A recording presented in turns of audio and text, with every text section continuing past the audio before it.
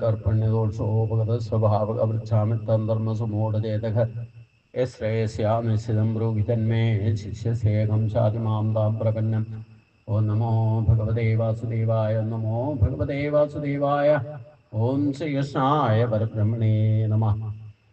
എല്ലാ സജ്ജനങ്ങൾക്കും ഗുരുവായൂരപ്പൻ്റെ നാമത്തെ സാഷ്ടാംഗ പ്രണാമം. ഭഗവത്ഗീതയില് 13-ാം അധ്യായം ക്ഷേത്രജ്ഞ വിഭാഗ യോഗത്തില് 20 ശ്ലോകം വരെയാണ് നമ്മൾ കഴിഞ്ഞ ദിവസം ചിന്തിച്ചത്. ഇന്ന് 21 തൊട്ട് ശരീരമാണ് കാര്യം, ജ്ഞാനേന്ദ്രിയങ്ങളും കർമ്മേന്ദ്രിയങ്ങളും മനസ്സും ബുദ്ധിയും അഹങ്കാരം കരണങ്ങളാണ്. അതായത് ശരീരത്തെ പ്രവർത്തിക്കാൻ വേണ്ടിയിട്ട് പ്രവർത്തിക്കുന്നത് എന്താണോ അതാണ് കരണം എന്ന് പറയുന്നത്. ആ ശരീരം കാര്യമാണ്. അതായത് ശരീരം എന്ന വസ്തുവിലാണ് ഈ പറയുന്ന ശക്തികൾ പ്രവർത്തിക്കുന്നത്, കരണങ്ങൾ പ്രവർത്തിക്കുന്നത്. സഹസ്രനാമത്തിൽ നമ്മൾ കണ്ടിട്ടുണ്ട് കരണം കാരണം കർത്ത. ശരീരമാണ് കാര്യം, കരണം എന്ന് പറയുന്നത് അതിനെ പ്രവർത്തിപ്പിക്കുന്ന ശക്തികൾ എന്തൊക്കെയോ അത് കർമ്മേന്ദ്രിയങ്ങളും മനസ്സും ബുദ്ധിയും അഹങ്കാരവും അന്ധകരണമാണെന്നർത്ഥം.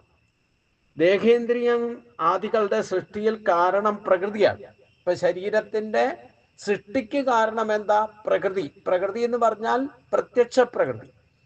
ആ പ്രത്യക്ഷ പ്രകൃതിക്ക് ഒരു പ്രത്യേകത ഉണ്ട്. പ്രകൃതി എന്ന് പറഞ്ഞാൽ അതിനൊരു സ്വഭാവം എന്നും അർത്ഥമുണ്ട്. പ്രകൃത്യ ഉള്ളതെന്ന് നമ്മൾ പറയാറില്ലേ? പ്രകൃത്യ എന്ന് പറഞ്ഞാൽ ജന്മനാണുള്ളത്. അപ്പൊ പ്രകൃതിക്ക് ഒരു സ്വഭാവമുണ്ട്. പ്രകൃതിയിൽ എന്തൊക്കെ സൃഷ്ടിക്കപ്പെടുന്നുണ്ടോ ആ സൃഷ്ടിക്കപ്പെടുന്നതിന് കാരണവും പ്രകൃതിയാണ്. സൃഷ്ടിക്കപ്പെടുന്ന വസ്തുവിന് സ്വഭാവം ക്രിയേറ്റ് ചെയ്യുന്നതും കാരണം പ്രകൃതിയാണ്. കാരണം അതിനുള്ള ഘടകങ്ങളാണ് നമ്മുടെ സ്വഭാവം ക്രിയേഷൻ ചെയ്യുന്നത്. ഏത് സ്വഭാവം ക്രിയേറ്റ് ആയാലും അത് പ്രവർത്തിതമാകുന്നത് ശരീരത്തിലാണ്. നമുക്ക് അത് കാര്യം. അത് പ്രവർത്തിക്കുന്നത് ഇന്ദ്രിയ മനോബുദ്ധികളുടെ പ്രവർത്തനം കൊണ്ടാണ്. അതിനെ പ്രവർത്തിക്കുന്നത് എന്താ ശക്തി? അത് പുരുഷൻ. ഇനി അതിനെപ്പറ്റി പറയാണ്, പുരുഷ പ്രകൃതി സ്തതോഹി പുങ്ക്തേ പ്രകൃതി ജാൻ ഗുണാൻ കാരണം ഗുണസങ്കോസ്യ സദസ്യോദ്ദിന ധർമ്മസു.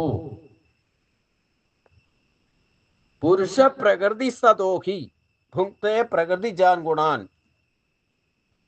കാരണം ഗുണസങ്കോസ്യ സദസ്യോദ്ദിന ജന്മസു.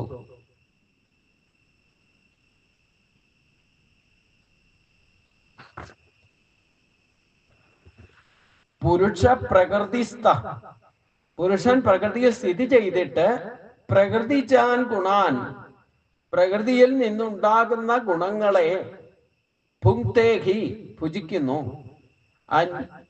അസ്യ ഗുണസംഗഹ ഇവന്റെ ഇന്ദ്രിയ സംബന്ധമാണ്.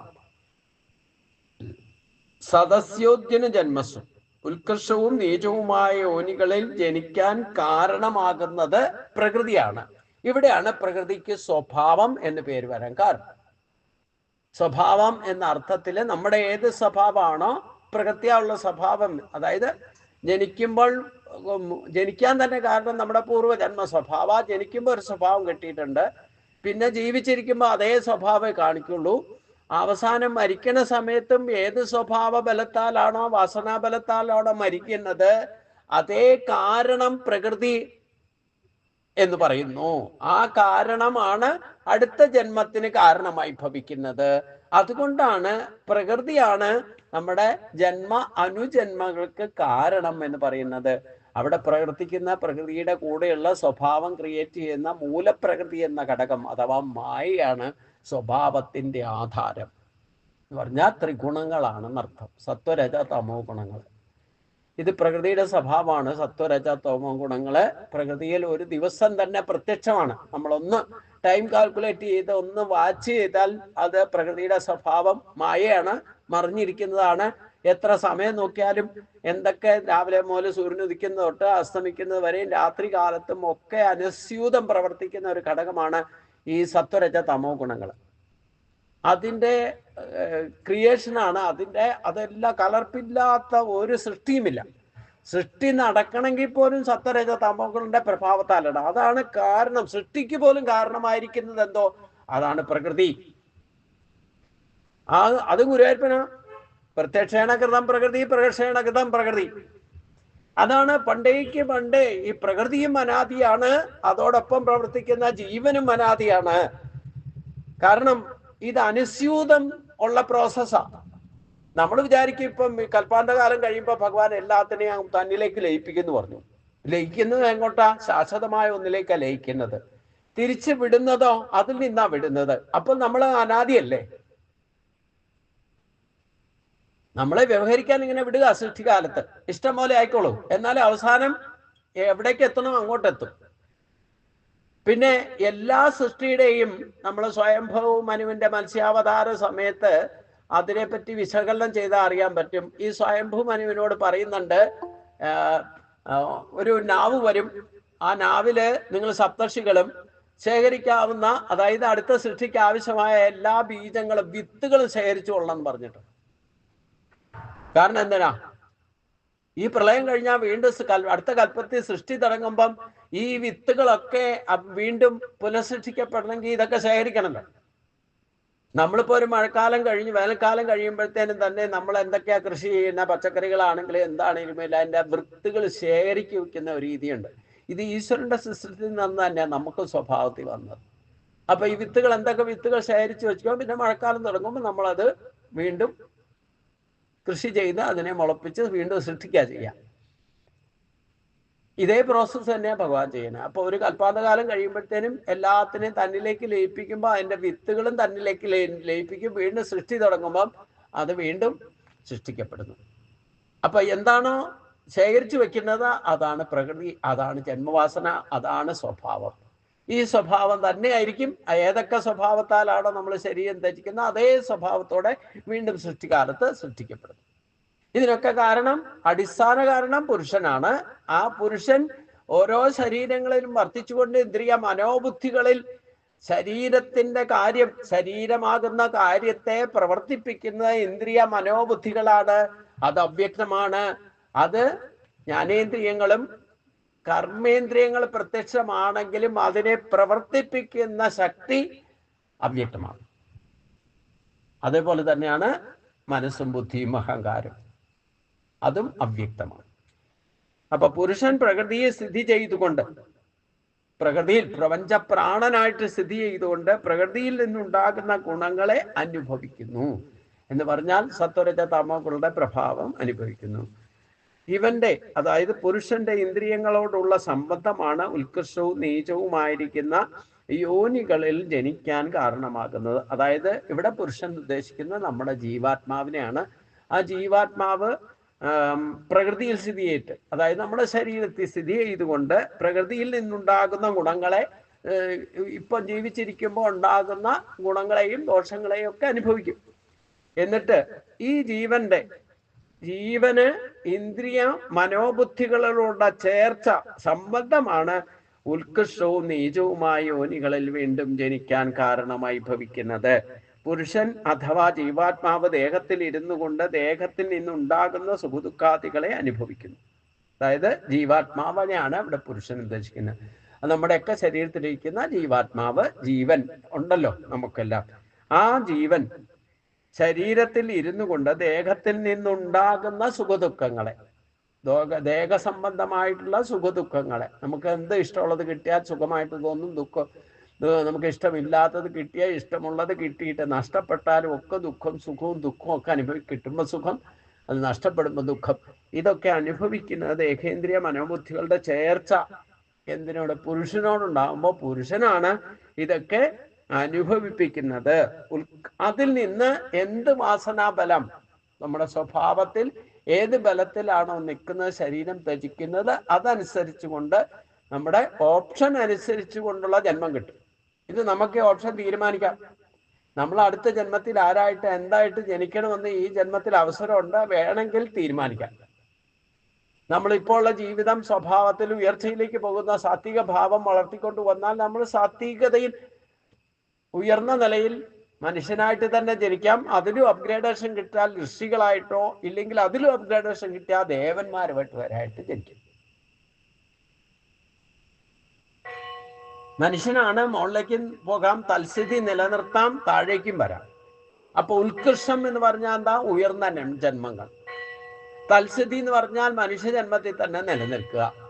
ഇനി മനുഷ്യജന്മം കിട്ടിയിട്ടും മൃഗതുല്യമായിട്ട് ജീവിച്ച് മൃഗങ്ങളെ കൊന്നു നിന്ന് മൃഗങ്ങളുടെ സ്വഭാവം കാണിച്ചുകൊണ്ട് ജീവിച്ചാൽ പിന്നെന്തായിട്ട് മാറും?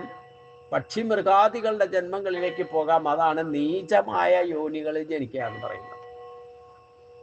അപ്പൊ നമുക്ക് ഈ ശരീരം തന്നെ കാരണമാക്കിക്കൊണ്ട് ഉയർത്താം, തൽസ്ഥിതി നിലനിർത്താം, അതപ്പതിപ്പിക്കാൻ ചെയ്യാം. ഈ ശാസ്ത്രം ഇതൊക്കെ പഠിക്കേണ്ട കാലത്തെ സ്കൂളിലും കോളേജിലൊക്കെ പഠിക്കുമ്പോൾ ഇതാണ് പഠിക്കേണ്ടത്. ഇത് പഠിച്ചാലേ നമ്മൾ ഉയർന്ന നിലയിൽ പോകണോ, തൽസ്ഥിതി നിലനിർത്തണോ, അതപ്പതിക്കണോ, ജീവിതകാലം മുഴുവൻ ഇത് യൂട്ടിലൈസ് ചെയ്യാൻ സാധിക്കും. നിങ്ങൾ യഥാർത്ഥത്തിൽ ഇതിൻ്റെ തത്വം മനസ്സിലാക്കിയാൽ.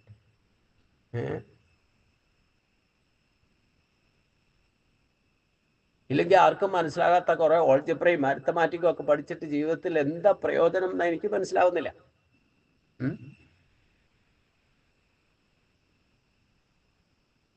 ഇപ്പൊ കണക്ക് കൂട്ടാനും ആർക്കും അറിയില്ല. കാരണം കാൽക്കുലേറ്റർ ഇല്ലെങ്കിൽ കണക്ക് കൂട്ടാനും പറ്റില്ല.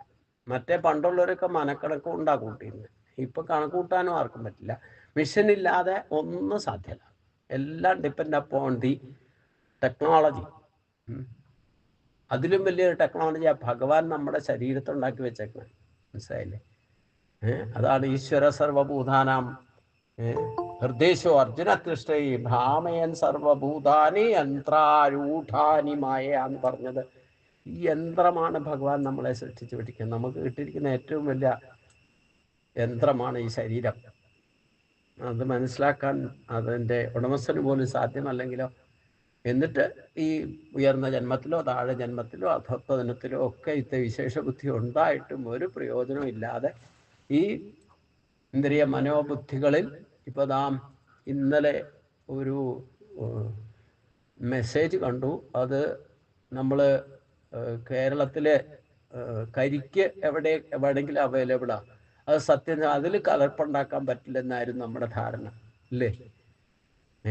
എന്നാൽ നിന്നുകൊണ്ട് തേങ്ങ പറിക്കാൻ പാകത്തിന് സുലഭമായിട്ട് സമൃദ്ധിയോടുകൂടി ഉണ്ടാകുന്ന തേങ്ങകൾ, അതിൻ്റെ വിത്തൊക്കെ കണ്ടുപിടിച്ചിട്ട് അതൊക്കെ വളർത്തിക്കൊണ്ട് വരുന്നുണ്ട്. അതിൻ്റെ കൂടെ ഈ ഓരോ തേങ്ങയും അതിൻ്റെ ഒരു പകുതി പ്രായം എത്തുമ്പം അതിലേക്ക് ഒരു മരുന്ന് ഇഞ്ചക്ട് ചെയ്ത് കുത്തിവെക്കുന്നത് സോഷ്യൽ മീഡിയയിൽ കണ്ടു തന്നെ. അപ്പം അത് കണ്ടുപിടിച്ചിട്ട് ആള് പറഞ്ഞിരിക്കുന്നത് കരിക്ക് നമ്മൾ പുറത്തുനിന്ന് മേടിച്ച് കഴിക്കുമ്പോഴും സൂക്ഷിച്ചോളൂ എന്നാണ് പറഞ്ഞത്. ഈ ടെക്നോളജി കണ്ടമാനം ഡെവലപ്പ് ചെയ്താലും പ്രശ്നമാണ്. മനസ്സിലായില്ലേ? അതൊക്കെ ഏതൊക്കെ തരത്തിലാണ് മിസ്യൂസിങ്. എല്ലാത്തിനും നന്മയുണ്ട്, തിന്മയുണ്ട്, ഗുണമുണ്ട്, ദോഷമുണ്ട്. നമ്മൾ even mobile social media utilise ചെയ്യണമെങ്കിൽ അതിലുമുണ്ട് നന്മയും തിന്മയൊക്കെ.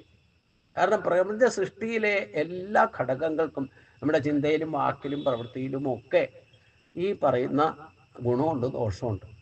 അത് തിരിച്ചറിയാനുള്ള ബുദ്ധിയല്ലേ നമുക്കൊക്കെ ഭഗവാൻ നൽകിയേക്കണത്. എന്നിട്ട് അതിനെ മിസ്യൂസ് ചെയ്യല്ലേ ചെയ്യുന്നത്. പ്രകൃതിയെ ഉണ്ടാകുന്ന ഒരു സാധനത്തെ അത് വേറെ എളുപ്പം വളർച്ചയിലേക്ക് എത്താൻ വേണ്ടിയിട്ടാണ് ഇഞ്ചക്ഷൻ കൊടുക്കുന്നത്. ഒരു തേങ്ങ മച്ചിങ്ങ പ്രായത്തിൽ എത്തിയാൽ ചുരുങ്ങിയത് കരിക്കാകണമെങ്കിൽ ഒരു 3 മാസമെങ്കിലും പിടിക്കും. അതിലും കൂടുതൽ എടുക്കും. ആ തേങ്ങ നാളികേരമായിട്ട് വിളഞ്ഞ നാളികേരമായിട്ട് വേണമെങ്കിൽ ചിലപ്പോൾ 6 മാസമോ 8 മാസമൊക്കെ എടുക്കും. ഇത് ഞാൻ ഇതിനു മുമ്പും പറഞ്ഞിട്ടുണ്ട്. തമിഴ്നാട്ടിൽ നിന്ന് വരുന്ന കോഴിപ്രിയര് ശ്രദ്ധിച്ചോളുക. സാധാരണഗതിയിൽ ഒരു കോഴി പൂർണ്ണ വളർച്ചയെത്തിയിട്ട് ഇറച്ചി ഉപയോഗിക്കാൻ പാകമാകണമെങ്കിൽ 3 മാസമെങ്കിലും എടുക്കും.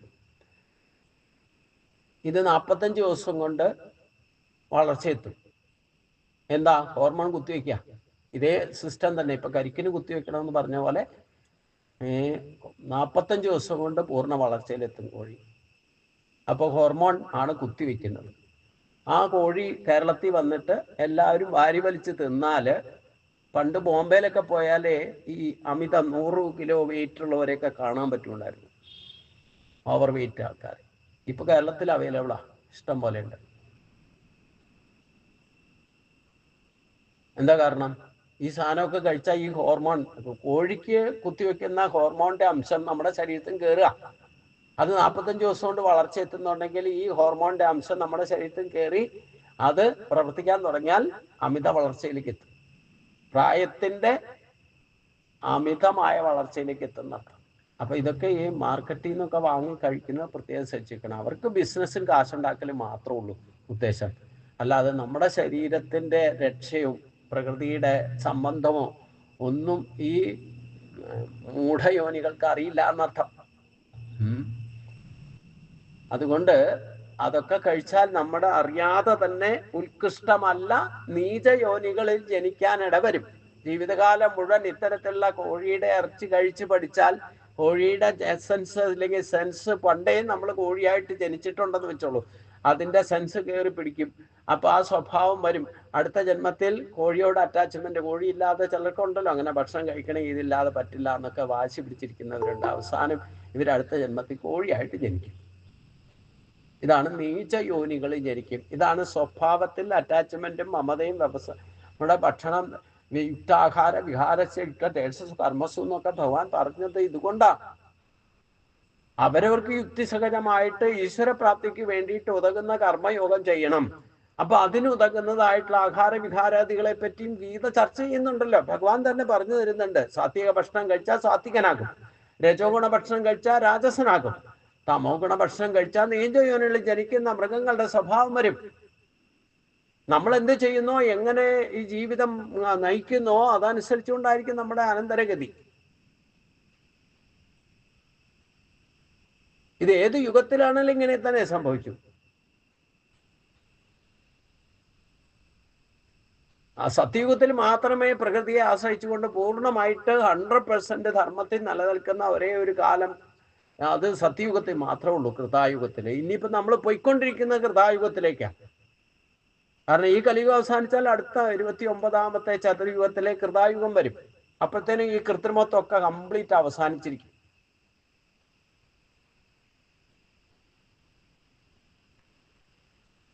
ഞാൻ പറഞ്ഞിട്ടുണ്ടല്ലോ, ഒരു യുഗത്തിൽ നിന്ന് മറ്റൊരു യുഗത്തിലേക്ക് കടത്തി വിടുമ്പോൾ, ക്യാരി ഫോർവേഡ് ചെയ്യുന്ന സമയത്ത് ആ യുഗത്തിന്റെ സ്ഥിതി എന്താണോ അത് പൂർണ്ണമായിട്ട് നിലനിർത്തിക്കൊണ്ടായിരിക്കും അടുത്ത സ്റ്റെപ്പിലേക്ക് കടത്തിവിടുക. ഇപ്പൊ കലിയുഗത്തിന്റെ ആധിക്യത്തിലേക്കാണ് പോയിക്കൊണ്ടിരിക്കുക. ഇപ്പൊ 75% ആണ് കലിയുഗം എങ്കിലും ധർമ്മത്തിന്റെ വ്യവസ്ഥിതി എങ്കിലും 25% ധർമ്മത്തിനുള്ളൂ. ബാക്കി 75% അഴിമതിയും ഈ പറയുന്ന കള്ളത്തരങ്ങളെ നടക്കൂ. അപ്പോൾ ഇത് അധികരിക്കാൻ തുടങ്ങും. അധികരിച്ച് ഇതൊക്കെ കലിബാധയുടെ ഭാഗമാണ്. നമ്മൾ കഴിക്കുന്ന ഭക്ഷണങ്ങളിൽ പോലും മരുന്നിലും മന്ത്രത്തിലും എന്തിലൊക്കെ മായം കലർത്താവോ അതിലൊക്കെ മായം കലർത്തും. മന്ത്രത്തിലും മായം കലർത്തും. അതെങ്ങനെയാ? ഈ മന്ത്രത്തെ ദുർവിനിയോഗം ചെയ്താൽ മതിയല്ലോ. പെട്ടെന്ന് സിദ്ധി കിട്ടാൻ വേണ്ടിയിട്ട് ഇന്ന മന്ത്രം ജപിച്ചാൽ മതി എന്നൊക്കെ പറഞ്ഞിട്ടുണ്ടല്ലോ. അങ്ങനെയൊക്കെ ചിലർ ഇറങ്ങിയിട്ടുണ്ട്. എന്ത് സാധിക്കും പ്രകൃതിയിൽ നിന്ന്. അപ്പൊ എളുപ്പം സിദ്ധി നേടാൻ വേണ്ടിയിട്ട് ഇന്ന മന്ത്രം ജപിച്ചാൽ മതി എന്നൊക്കെ പറഞ്ഞിട്ട് അതിന് ദുർവിനിയോഗം ചെയ്യാനിരിക്കുന്നവരും ഉണ്ട് എന്നർത്ഥം. അപ്പൊ അതുകൊണ്ട് ഇവിടെയൊക്കെ മനുഷ്യൻ ഈ ശരീരത്തെ വച്ചുകൊണ്ടാണ് ഈ ജന്മത്തിൽ നമ്മൾ ജീവിക്കുമ്പം ഈ ശരീരത്തിന്റെ ശ്രേഷ്ഠതകൾ എന്തൊക്കെയാണെന്നും അത് എങ്ങനെ നിലനിർത്തിയാൽ നിങ്ങൾക്ക് ഉത്കൃഷ്ടത്തിലേക്ക് എത്താമെന്നും ഒന്നുമില്ലെങ്കിലും തൽസ്ഥിതിയെ നിലനിർത്താനുള്ള പ്രൊവിഷനും ഉണ്ട്. ഇനി അതല്ലെങ്കിലോ എങ്ങനെയാ നീചയോനികളിലേക്ക് പോയി ജനിക്കേണ്ടത് എന്നുമുണ്ട്. നമ്മൾ രസത്തിനാണെങ്കിലും ചിലപ്പോൾ വെറുതെ ഇരുന്നിട്ട് പറയും, ഒരു പക്ഷി മോളിക്കൂടെ പറക്കുമ്പോഴേ ഇതുപോലെ വല്ല പക്ഷിയായിട്ട് ജനിച്ചാൽ മതിയായിരുന്നു, എന്നാ പിന്നെ ഈ പ്രാരാബ്ധം ഒന്നുമില്ല, ആകാശത്തിന്റെ വിഹായസിൽ പറന്ന് കണക്കായിരുന്നു എന്നൊക്കെ വിചാരിച്ച് ആ വാസനാബലത്തിൽ മരിച്ചാൽ അടുത്ത ജന്മത്തെ നിങ്ങൾ പക്ഷിയായിട്ട് ജനിക്കും. കാരണം അതിന്റെ DNA ഒക്കെ നമ്മുടെ കയ്യിലുണ്ടേ. നമ്മളിതൊക്കെ കഴിഞ്ഞിട്ട് ഇങ്ങോട്ട് വന്നേക്കണേ. അത് അറിയാത്തത് കൊണ്ട് മാത്രം ഇങ്ങനെയുള്ള ഇവിടുത്തെ പ്രാരാബ്ധമൊക്കെ കാണുമ്പോൾ ഇങ്ങനെ വെറുതെ ഇരിക്കുമ്പോൾ തോന്നുക ഇതാണ് മിഥ്യാചാരം എന്ന് പറയുന്നത്. ഇങ്ങനെയൊക്കെ ചിന്തിക്കുന്നത് തന്നെ മഹാപാപമാണെന്നാണ് ഭഗവാൻ പറഞ്ഞതിന്റെ കാര്യം. നമ്മളിപ്പോ പക്ഷിയാകാനൊന്നും പോവില്ല, പക്ഷെ വെറുതെ ഇരിക്കുമ്പോൾ ഒരു രസത്തിന് ചിന്തിക്കുക. ആ രസം ചിലപ്പോൾ നേരം പോക്ക് ചിലപ്പോൾ യാഥാർത്ഥ്യമായാൽ അതിന്റെ ബുദ്ധിമുട്ട് എന്താണെന്നുള്ളത് പക്ഷിയായിട്ട് ജനിക്കുമ്പോഴേ അറിയൂ. ഇപ്പൊ ഇവിടെ ഇരുന്നുകൊണ്ട് നമുക്ക് സ്വപ്നം കാണാം. ഏത് കാര്യവും അങ്ങനെ നമുക്ക് പുറത്തു നിന്ന് നോക്കുമ്പോൾ അത് എളുപ്പമാണെന്ന് തോന്നും, അവിടെ പോയിട്ട് പ്രവർത്തിക്കുമ്പോഴാണ് കർമ്മത്തിന്റെ ഗതി അറിയുള്ളൂ. നമുക്ക് പലപ്പോഴും ഉണ്ടല്ലോ, എന്ത് ജോലി കിട്ടിയാലും ചെയ്യാന്നൊക്കെ പറഞ്ഞ് കൊട്ടിക്കോഴ്ച വെച്ചുകൊണ്ട് നടക്കും. ഇനി ഗവൺമെന്റ് ജോലിയാണെങ്കിലും വേണ്ട, അത് കിട്ടിക്കഴിയുമ്പോൾ അതിന്റെ കൺസിക്വൻസീസ് അറിയാം അല്ലേ.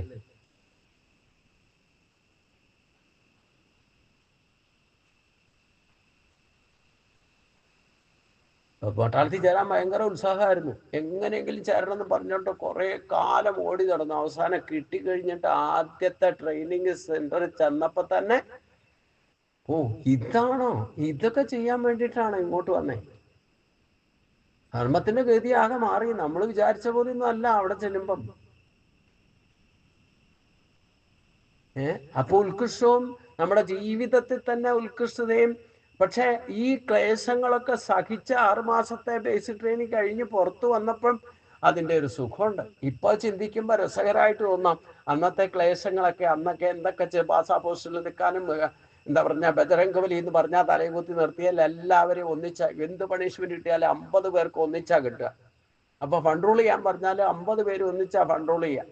ഇങ്ങനെ ഓരോന്ന് നമ്മൾ ചെയ്യുമ്പം അന്ന് ചെയ്തിരുന്ന അതൊക്കെ ചെയ്തതാണ്. പക്ഷെ ഇന്ന് ചിന്തിക്കുമ്പം അതൊരു രസകരമാണ്.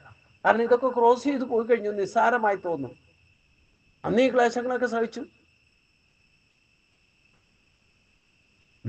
50 പേരിൽ ഒരുത്തൻ തലകുത്തി നിർത്തിയിരിക്കുമ്പോൾ ഒരുത്തൻ പറഞ്ഞു ബജരംഗബലിക്ക് ജയ് എന്ന് പറഞ്ഞു. അപ്പോ ഇൻസ്ട്രക്ടർ അത് കേട്ടു. ആരടാ പറഞ്ഞെന്ന് ചോദിച്ചു. ആരാന്ന് പറയാതെ ആരെയും നിങ്ങളെ ഉയർത്തില്ല, തലകുത്തി തന്നെ നിൽക്കാൻ പറഞ്ഞു. ആരെങ്കിലും മിണ്ടോ? മിണ്ടില്ല.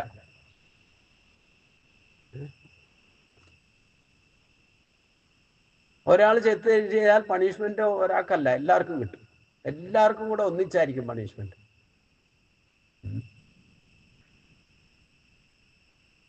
ഇങ്ങനെയൊക്കെയാണ് കർമ്മത്തിന്റെ ഗതി പോയി. ഇതൊക്കെ ശരീരം കൊണ്ടാണ് ചെയ്യുന്നത്. പക്ഷേ ഇത് ഓവർകം നമ്മളെന്തായിരുന്നു പ്രതീക്ഷ? അയ്യോ പട്ടാളത്തിൽ ചേരുക വലിയ കേമാന്ന് പറഞ്ഞുകൊണ്ട് കയറി. അവിടെ ചെന്ന് കഴിയുമ്പോൾ അതിന്റെ കൺസിക്വൻസ്. ഏത് കാര്യത്തിന് പുറത്താലും ക്ലേശോ അധികതര അവ്യക്താസി ചേതസാം. എവിടെ ഗീത കണക്ട് ചെയ്യാൻ നോക്കിക്കോളൂ. എവിടെ പോയാലും എന്തെങ്കിലും ക്ലേശം സഹിക്കാതെ നിങ്ങൾക്ക് ഒരു സ്ഥാനത്തെത്താൻ പറ്റില്ല, യാതൊരു സംശയമില്ല. പിന്നെ പിന്നെ ക്ലേശം ഓവർകം ചെയ്യാൻ ആദ്യം തന്നെ ഏറ്റവും വലിയ ക്ലേശം സഹിച്ചു കഴിഞ്ഞാൽ പിന്നെയുള്ള ക്ലേശങ്ങളൊക്കെ നിസ്സാരമാവും. പിന്നെ ടെക്നിക്കൽ ട്രെയിനിങ്ങും അതൊക്കെ കഴിഞ്ഞിട്ട് പോസ്റ്റായി, പിന്നെ അത് കഴിഞ്ഞ് പിന്നെ പ്രൊമോഷനും കുറച്ച് ട്രെയിനിങ് ഒക്കെ ഉണ്ട്. എന്തായാലും വേണ്ടില്ല, അവസാനം രാഷ്ട്രപതിയുടെ സർട്ടിഫിക്കറ്റ് കൊണ്ട് പോരാൻ പറ്റി. അപ്പോഴാണ് അച്ചീവ്മെന്റ് യഥാർത്ഥത്തിലുണ്ടായത്. ഇതൊക്കെ ഈ ശരീരം കൊണ്ട് തന്നെയല്ലേ സാധിച്ചത്. അന്ന് ഗീതയൊന്നും പഠിച്ചിട്ടല്ല സാധിച്ചത്. അപ്പൊ നമ്മൾ പുറത്തു നിന്ന് നോക്കുമ്പം ഇതൊക്കെ ഈസി ആയിട്ട് തോന്നാം. പക്ഷേ അത് പ്രവൃത്തിയിലേക്ക് കൊണ്ടുവരുമ്പോ, അത് നമ്മൾ നേരിട്ട് ഇടപെടുമ്പം അതിൻ്റെതായ ക്ലേശങ്ങളും കൂടെ സഹിക്കാൻ തയ്യാറായിരിക്കണം എന്നർത്ഥം. സ്വിച്ചിട്ട കാര്യം നടക്കും എന്ന് വിചാരിച്ചാലൊന്നും സ്വിച്ചിട്ട കാര്യം നടക്കില്ല.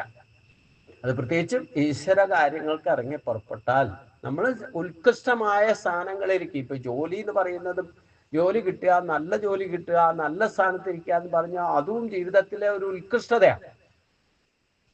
സാധാരണ ജീവിതം നയിക്കുന്നവർക്കും സാധാരണക്കാരന്റെ ഇടത്തരക്കാരന്റെ ജോലി കിട്ടുന്നു, അതും നീചസ്ഥിതി നിലനിർത്താൻ സഹായിക്കും. എന്നാൽ എന്താ പറഞ്ഞേ, നീചാവസ്ഥയിലും നമ്മുടെ ജീവിതത്തിലേക്ക് പോകേണ്ടി വരും ഇല്ലേ. ഞാൻ ആദ്യം ജോലിക്ക് കയറുമ്പോൾ ഞാൻ 10ാം ക്ലാസ് പാസ്സായതാന്ന് പറഞ്ഞുകൊണ്ടിരുന്നാലോ, 4ാം ക്ലാസ്സുകാരന് കിട്ടേണ്ട ജോലിയാണ് കിട്ടിയത്. 4ാം ക്ലാസ് പാസ്സായവനെ അതാണ്ടായിരുന്നു ക്വാളിഫിക്കേഷൻ വേണ്ടിയിരുന്നത്. എഡ്യൂക്കേഷൻ ക്വാളിഫിക്കേഷൻ എന്താ വേണ്ടതെന്ന് വെച്ച് കഴിഞ്ഞാൽ ഞാൻ കയറുന്ന ജോലിക്ക് വെറും 4ാം ക്ലാസ് മതിയായിരുന്നു. അപ്പൊ ഞാനത് പോകില്ല, ഞാൻ 10ാം ക്ലാസ് പാസ്സായതാന്ന് പറഞ്ഞാൽ തന്റെ കേമത്വം കാണിച്ചുകൊണ്ടിരുന്നെങ്കിൽ നമുക്ക് ആദ്യം കിട്ടുന്നത് കയറിക്കൊള്ളുക. പിന്നെ അത് കഴിഞ്ഞിട്ട് ഫർദർ അച്ചീവ്മെന്റ് നമ്മൾ എങ്ങനെയാണോ നമ്മൾ ഡെഡിക്കേറ്റഡ് ആയിട്ട് അവിടെ കർമ്മം ചെയ്യുന്നത്, അതിന്റെ ശ്രേഷ്ഠത കിട്ടും, യാതൊരു സംശയമില്ല. പിന്നെ 3 വർഷം കൊണ്ട് തന്നെ നമ്മൾ ജൂനിയർ കമ്മീഷന്റെ ഓഫീസറുടെ സ്ഥാനത്തേക്ക് എത്തി ഇല്ലേ. അപ്പം ഈ നമ്മുടെ പച്ചയായ ജീവിതത്തിൽ പോലും ഉത്കൃഷ്ടതയും നിലനിൽപ്പും അതിന്റെ നീചാവസ്ഥയും നമ്മൾ ക്രോസ് ചെയ്യണം. ഏറ്റവും താഴേക്കിടയിൽ നിന്ന് വേണം മുകളിലേക്ക് ഉയരാൻ. മുകളിലേക്ക് ഉയർന്നാലും താഴെ എന്താണ് നടക്കുന്നതെന്ന് അറിഞ്ഞിരിക്കണം. അതിന്റെ മുകളിലേക്ക് വീണ്ടും അച്ചീവ്മെന്റിലേക്ക് പോകാനല്ല ശ്രമിക്കുന്നത്. നമുക്ക് ശ്രമിക്കാം, പക്ഷെ എപ്പോഴും നമ്മൾ എവിടുന്നാ വന്നേ എന്നുള്ള ഓർമ്മയുണ്ടായിരിക്കും. ഇല്ലെങ്കിൽ താൻ കേമനാണെന്ന് കാണിക്കും, ദുരഭിമാനം കാണിക്കും, അഹങ്കാരം കാണിക്കും, ഗർവ് കാണിക്കും, വന്ന വഴി മറക്കും. ഇതൊക്കെ ശരീരം കൊണ്ട്. ഇതിനൊക്കെ കാരണം നമ്മുടെ ശരീരത്തിരിക്കുന്ന ജീവാത്മാവും നമ്മുടെ സ്വഭാവവും. ആ സ്വഭാവം പ്രകൃതിയിൽ നിന്ന് കിട്ടിയതാണെന്നും അറിയണം. ശരീരം പ്രകൃതിയാണ്, അതിൻ്റെ സ്വഭാവം പ്രകൃതിയാണ്, അതിലിരിക്കുന്ന ആ പ്രകർഷേണ വർത്തിക്കുന്ന ആ ജീവനും പ്രകൃതിയാണ്. അതിനൊരു പ്രകൃതി. ഓരോരുത്തർക്കും ഓരോന്നിനും ഓരോ ഡ്യൂട്ടിയുണ്ട്. ജീവാത്മാവിന് ഡ്യൂട്ടിയുണ്ട്. ജീവാത്മാവിനോട് ചേരുന്ന ഇന്ദ്രിയ മനോബുദ്ധികൾക്കും കർമ്മേന്ദ്രിയങ്ങൾക്കും ഒരു ഡ്യൂട്ടിയുണ്ട്. അതൊക്കെ അതിൻ്റെ ഡ്യൂട്ടി കൃത്യമായിട്ട് ഭഗവാന്റെ സിസ്റ്റത്തിൽ തന്നെ ചെയ്തുകൊണ്ടേയിരിക്കും. അതിൻ്റെ യൂട്ടിലൈസ് ചെയ്യാനുള്ള നിമിത്തം മാത്രമാണ് നമ്മൾ ഓരോരുത്തരും. അഹംബോധത്താൽ, ഞാനെന്ന ബോധം, എൻ്റെ എന്നുള്ള ബോധത്തിൽ ഈ ശരീരത്തെ നമ്മൾ പറഞ്ഞുകൊണ്ട് കിടക്കുന്നുണ്ടെങ്കിൽ നമ്മൾ കേവലം നിമിത്തമാണെന്നറിയുക. ഇതിനെല്ലാത്തിനും കാരണം നമ്മുടെ ശരീരത്തിരിക്കുന്ന ക്ഷേത്രജ്ഞൻ പുരുഷനാണ് കാരണം. പുരുഷൻ അഥവാ ജീവാത്മാവ് ദേഹത്തിലിരുന്ന് ദേഹത്തിൽ നിന്നുണ്ടാകുന്ന സുഖദുഃഖാദികളെ അനുഭവിക്കുന്നു. അത് അനുഭവിക്കുന്നുണ്ടോ? ഇല്ല. നമ്മൾ ശരീരത്തിലൂടെ നമ്മൾ തന്നെയാണ്, ഞാൻ എന്ന വ്യക്തിയാണ്, ഞാൻ എൻ്റെ എന്ന് പറയുന്നവനാണ് അനുഭവിക്കുന്നത്. ദേഹേന്ദ്രിയങ്ങളോടുള്ള ചേർച്ചയാണ്, ഇന്ദ്രിയ അനുഭവങ്ങൾക്കുള്ള ആസക്തിയാണ്, ഇന്ദ്രിയ ഭോഗസുഖങ്ങളാണ് നമ്മളെ വാസനാബലത്തിലേക്ക് ഇഷ്ടം അനിഷ്ടങ്ങൾ ഉണ്ടാക്കുന്നത്. ഏത് വാസനാബലത്തിലാണോ നമ്മൾ ഈ ശരീരം ത്യജിക്കുന്നത്, പിന്നെ അത് പൂർത്തിയാക്കാൻ വേണ്ടിയിട്ട് വീണ്ടും ശരീരം എടുത്തു വരേണ്ടി വരും. അത് ഉയർന്നതാകാം, തൽസ്ഥിതി നിജസ്ഥിതി നിർത്തുന്നവരാകാം, നീചമായ ജന്മത്തിലേക്ക് പോകാം. അതൊക്കെ ഈ പ്രകൃതി ശരീരമാണ് കാരണം. അതുകൊണ്ടാണ് ക്ഷേത്രത്തെ ശ്രദ്ധിക്കുക എന്ന് പറഞ്ഞത്. ഉപദൃഷ്ട അനുമന്താച ഭർത്ത ഭോക്ത മഹേശ്വര പരമാത്മോതി ചാപ്യുക്തോ ദേഹേ അസ്മിൻ പുരുഷപര. അസ്മിൻ ദേഹേ അപി, ഈ ദേഹത്തിൽ ഇരിക്കുന്നുവെങ്കിലും, പരപുരുഷക പരമപുരുഷൻ, ഉപദൃഷ്ട അനുമന്താച അടുത്തിരുന്ന് വീക്ഷിക്കുന്നവനും, സാക്ഷി അനുമതി നൽകുന്നവനും, ഭർത്താഭോക്ത മഹേശ്വര ഭരിക്കുന്നവനും അനുഭവിക്കുന്നവനും, മഹേശ്വരനും, പരമാത്മാച ഇതി ഉക്തഃ പരമാത്മാവുമാണെന്ന് പറയപ്പെട്ടിരിക്കുന്നു. ഈ ദേഹത്തിൽ ഇരിക്കുന്നവനെങ്കിലും പരമപുരുഷൻ സാക്ഷിയും അനുമതി നൽകുന്നവനും ഭരിക്കുന്നവനും അനുഭവിക്കുന്നവനും മഹേശ്വരനും പരമാത്മാവുമാണെന്ന് പറയപ്പെട്ടിരിക്കുന്നു. അതായത് പരമാത്മാവിന്റെ ആഭാസ ചൈതന്യമാണ് ജീവാത്മാവ്. ക്ഷേത്രജ്ഞൻ എന്ന് പറയുന്നതും പുരുഷൻ എന്ന് പറയുന്നതും ഈ ജീവാത്മാവിനെ തന്നെയാണ്. അപ്പൊ ശരീരത്തിൽ വ്യവഹരിക്കുന്നതും അത് തന്നെയാണ്. ആര്? പരമപുരുഷൻ.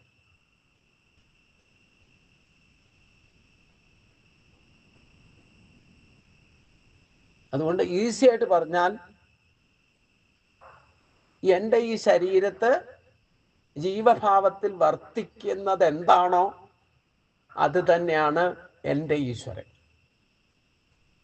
ഇങ്ങനെ നിങ്ങളുടെ ഓരോ ശരീരത്തിലുമുള്ള ആ ജീവൻ ഈ ശരീരത്ത് വസിച്ചുകൊണ്ട് നമുക്ക് കാണാനും കേൾക്കാനും ഇന്ദ്രിയങ്ങളെ എല്ലാ ഇന്ദ്രിയ ശക്തികളെയും പ്രവർത്തിപ്പിക്കുന്നതിൻ്റെ അധിഷ്ഠാനമായിരിക്കുന്ന ഈശ്വരൻ ആരാണോ അത് കണ്ടെത്തുക. അതാണ് ആ ബോധത്തിൽ നിൽക്കുക. അത് തന്നെയാണ് പരമാത്മാവ് എന്ന് പറയുന്നതും, അതാണ് പരമപുരുഷൻ എന്ന് പറയുന്നതും, അത് തന്നെയാണ് ബ്രഹ്മം എന്ന് പറയുന്നതും, അത് തന്നെയാണ് സാക്ഷി എന്ന ഭാവത്തിൽ വർത്തിക്കുന്നതും, അത് തന്നെയാണ് നമുക്ക് എന്ത് തന്നിഷ്ടത്തിന് ജീവിക്കാനുള്ള അനുമതി നൽകുന്നതും, നമ്മൾ അറിയാതെ എന്ത് ഇഷ്ടത്തിന് ജീവിച്ചോളാൻ അനുമതി നൽകിയാലും ഒരു ഭരണവ്യവസ്ഥയുണ്ട് ഈശ്വരന്റെ. അതുകൊണ്ട് നമ്മളെ ഭരിക്കുന്നവനും ഭഗവാൻ തന്നെയാണ്. ആ മഹേശ്വരനും ഈശ്വരൻ എന്ന് പറയുന്നതും എല്ലാം ഒന്നു തന്നെ എന്ന് നാം അറിയണം. ഇതാണ് ഏറ്റവും വലിയ അറിവ്.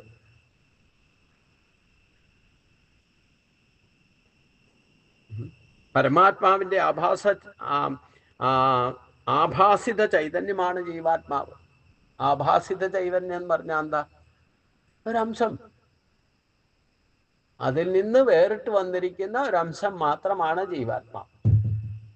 എൻ്റെ എന്ന് പറയാൻ പോലും, ഞാനെന്ന് പറയാൻ പോലും അവകാശമില്ല എന്ന് ഞാൻ പറയുന്നത് അതുകൊണ്ടാണ്. നമ്മൾ ശരീരത്തിൻ്റെ പോലും കുറച്ചു കാലത്തേക്ക് സൂക്ഷിക്കാൻ തന്നിരിക്കുക. ഇതിൻ്റെ ഇഷ്ടം പോലെ ജീവിച്ചോളാനൊക്കെ പറഞ്ഞിട്ടുണ്ട്. പക്ഷെ എത്ര ഇഷ്ടം പോലെ ജീവിച്ചോളാൻ പറഞ്ഞാലും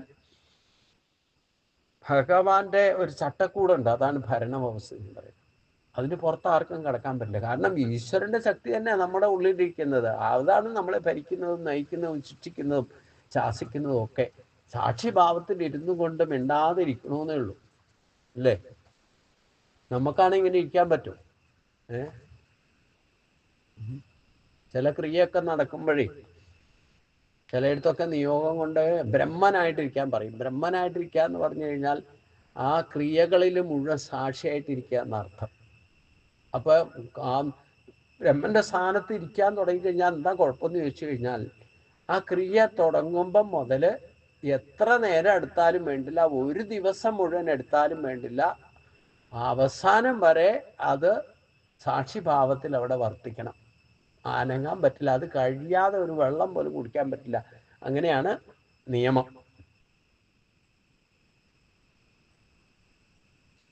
അപ്പൊ ബ്രഹ്മനായിട്ടിരിക്കുന്ന പറഞ്ഞാൽ ക്രിയയ്ക്ക് വേണ്ടിയിട്ട് വരുന്ന ബ്രാഹ്മണരോട് ആര് പറഞ്ഞാലും അയ്യോ ഞാനില്ല എന്ന് പറയും. കാരണം അത് ഇരിക്കാൻ കുറച്ച് കഷ്ടം. കാരണം ഒരേ ഇരിപ്പിരിക്കണം. ഈ ചെയ്യുന്ന ക്രിയകൾക്കൊക്കെ സാക്ഷി ഭാവത്തിൽ നമ്മൾ ബ്രഹ്മസാക്ഷി ഈശ്വരൻ സാക്ഷി എന്നുള്ള ഭാവത്തിൽ ആ പോസ്റ്റിൽ ഇരിക്കുക, ബ്രഹ്മത്തിന്റെ സ്ഥാനത്തിരിക്കുക എന്നർത്ഥം. അപ്പോൾ അതിരിക്കണം എന്നുണ്ടെങ്കിൽ അനങ്ങാൻ മേലാതെ ബാക്കിയൊന്നും ഇല്ലാതെ 1 മണിക്കൂറോ ചിലപ്പോൾ 2 മണിക്കൂറോ ചിലപ്പോൾ ഒരു ദിവസം മുഴുവൻ ഇരിക്കേണ്ടി വരും.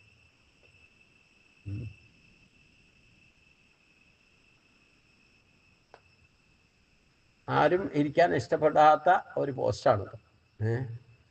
ഞാൻ പലപ്പോഴും പോയിട്ട് ബ്രഹ്മനായിട്ട് ഇരുന്നിട്ടുണ്ട് പല ക്രിയയിലും. പക്ഷേ 1-1.5 മണിക്കൂർ 2 മണിക്കൂറും ഒക്കെ ചിലപ്പോൾ ഒരേ ഇരിപ്പിക്കേണ്ടി വരും.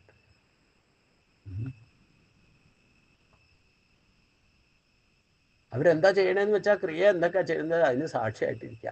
അതേപോലെ നമ്മുടെ തന്നെ ജീവാത്മാവ് സാക്ഷിഭാവത്തിൽ നമ്മുടെ ശരീരത്തിൽ വർത്തിക്കുന്നുണ്ട്. നമ്മൾ എന്ത് ചിന്തിച്ചാലും എന്ത് പറഞ്ഞാലും എന്ത് പ്രവർത്തിച്ചാലും ഇതൊക്കെ നോക്കിക്കൊണ്ടിരിക്കുക. നമ്മുടെ ജീവിതകാലം കഴിയുന്നത് വരെ ഈ ജന്മത്തിലും മുഴുവൻ ഭഗവാൻ ഊണിലും ഉറക്കത്തിലും ഉറക്കുളച്ചിരുന്ന് കാത്തുകൊണ്ടിരിക്കുക നമ്മൾ എന്തൊക്കെയാ ചെയ്യണമെന്ന് സാക്ഷിഭാവത്തിൽ. ഒരിക്കലും മണയാത്ത CC ക്യാമറയായിട്ട് ഭഗവാൻ നമ്മുടെ ഉള്ളിൽ ഇരുന്നുകൊണ്ട് നമ്മളെ വാച്ച് ചെയ്യുന്നുണ്ട്. അങ്ങനെയുള്ള ഈശ്വരൻ നമ്മുടെ ശരീരത്തിൽ തന്നെ ഇരിക്കുന്നത്. എന്നിട്ട് നമ്മൾ ഈ ശരീരം വെച്ചുകൊണ്ട് ഈശ്വരനെ തേടി നടക്കുക, തേടി അലയുന്നു. കഷ്ടമേ എത്ര നാളോ പരം ചിത്തഭ്രമത്തോട് അലഞ്ഞിടുന്നു. ഇതല്ലേ സത്യം? ഈ ദേഹത്തിൽ ഇരിക്കുന്നവനെങ്കിലും പരമപുരുഷൻ സാക്ഷിയും അനുഭൂതി നൽകുന്നവനും ഭരിക്കുന്നവനും അനുഭവിക്കുന്നവനും മഹേശ്വരനും പരമാത്മാവുമാണെന്ന് പറയപ്പെട്ടിരിക്കുന്നു. പരമാത്മാവിന്റെ ആഭാസിത ചൈതന്യമാണ് ജീവാത്മാവ്. ക്ഷേത്രജ്ഞനെന്നും പുരുഷനെന്നും ഈശ്വരനെന്നും പറഞ്ഞ് വ്യവഹരിക്കുന്നതൊക്കെ ആ ജീവചൈതന്യം തന്നെയാണ്. അത് പരമാത്മാവ് തന്നെയാണ്. ഒരു കാര്യം ഉറപ്പിച്ചുകൊള്ളൂ, നിങ്ങൾക്ക് ഈ ശ്രേഷ്ഠമായ ശരീരം ഇതേ തത്വങ്ങളോടുകൂടി തന്നെയാണ് നൽകിയിരിക്കുന്നത്.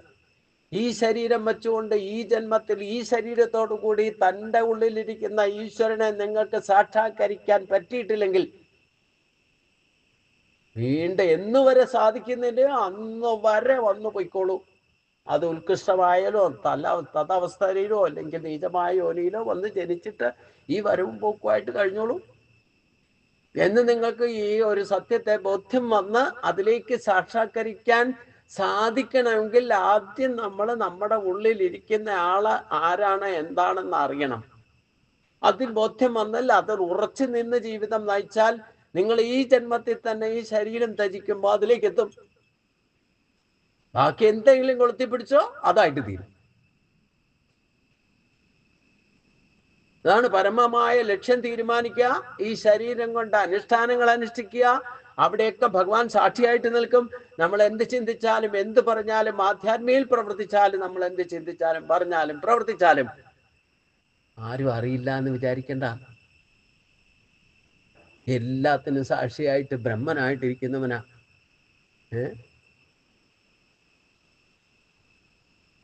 അതുകൊണ്ട് പെർഫെക്ഷൻ അതിൽ കൊണ്ടുവരൂ. അപ്പോൾ 10ാമത്തെ അധ്യായത്തിൽ പറഞ്ഞ പോലെ എന്നെ പ്രാപിക്കാനുള്ള ബുദ്ധിയൊക്കെ ഞാൻ അവന് കൊടുക്കുമെന്ന് പറഞ്ഞിട്ടുണ്ടല്ലോ ഭഗവാൻ. ഭഗവാൻ മാത്രമേ ഒരിക്കലും വാഗ്ദാനം ചെയ്ത വാക്ക് തെറ്റിക്കാതിരിക്കുള്ളൂ. നമ്മളൊക്കെ പറയുന്ന വാക്കൊക്കെ എപ്പോ വേണേലും മറന്നുപോകും.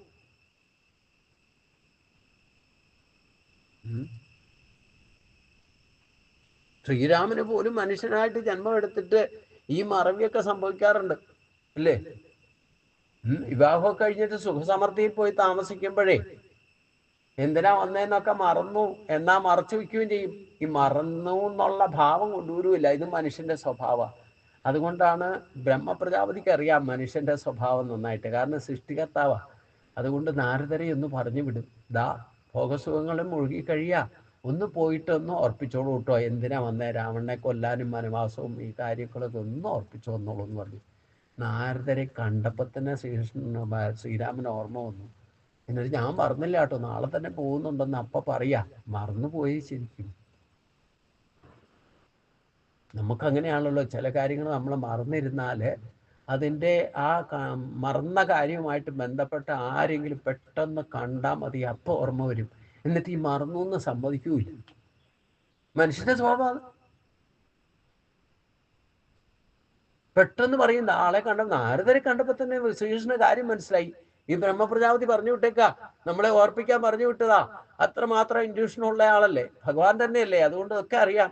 അതുകൊണ്ട് പറഞ്ഞു, നാരദര് സൂചിപ്പിച്ചു, ബ്രഹ്മപ്രജാപതി എന്നെ ഇങ്ങോട്ട് പറഞ്ഞു വിട്ടതാ, അങ്ങയുടെ ഡ്യൂട്ടി എന്താന്ന് മറക്കണ്ടെന്ന് പറയാൻ പറഞ്ഞു വിട്ടതാന്ന് പറഞ്ഞു. ഓ എനിക്ക് ഓർമ്മയുണ്ട്, ഞാൻ നാളെ തന്നെ പുറപ്പെടുകയായി എന്ന് പറഞ്ഞു.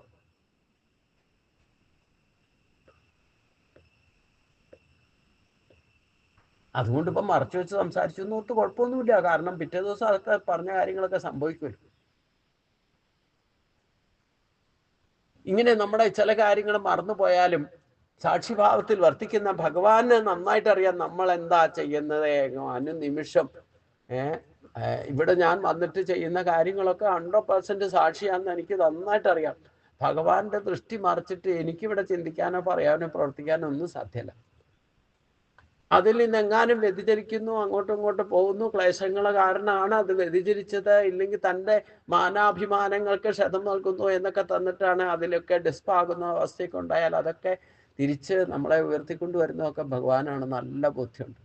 7 മാസത്തെ അനുഭവങ്ങൾ കൊണ്ട് തന്നെ മനസ്സിലായിട്ട്.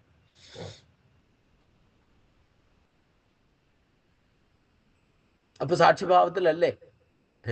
അതുകൊണ്ടാണ് നമ്മളിവിടെ നടക്കുന്ന കാര്യം അവിടെ ഇരുന്നുകൊണ്ട് ഗുരുവായൂരപ്പൻ ഇരുന്നുകൊണ്ട് അറിയുന്നുണ്ടെന്ന് പറഞ്ഞല്ലോ. വേറൊരാൾ വിളിച്ചിട്ട് പറഞ്ഞില്ലേ, ഇവിടെ എന്തൊക്കെയാ ചെയ്തുകൊണ്ടിരിക്കുന്നതെന്ന് എനിക്ക് അവിടെ ഇരുന്നാൽ കാണാൻ പറ്റുമെന്ന് പറഞ്ഞില്ലേ. ഗുരുവായൂരപ്പൻ കാണും. അപ്പൊ സാക്ഷിഭാവത്തിൽ ഭഗവാൻ എപ്രകാരം ആർത്തിക്കുന്നതെന്ന് നമ്മുടെ അനുഭവത്തിൽ നിന്ന് നമ്മൾ അനുഭവിച്ചറിയണം.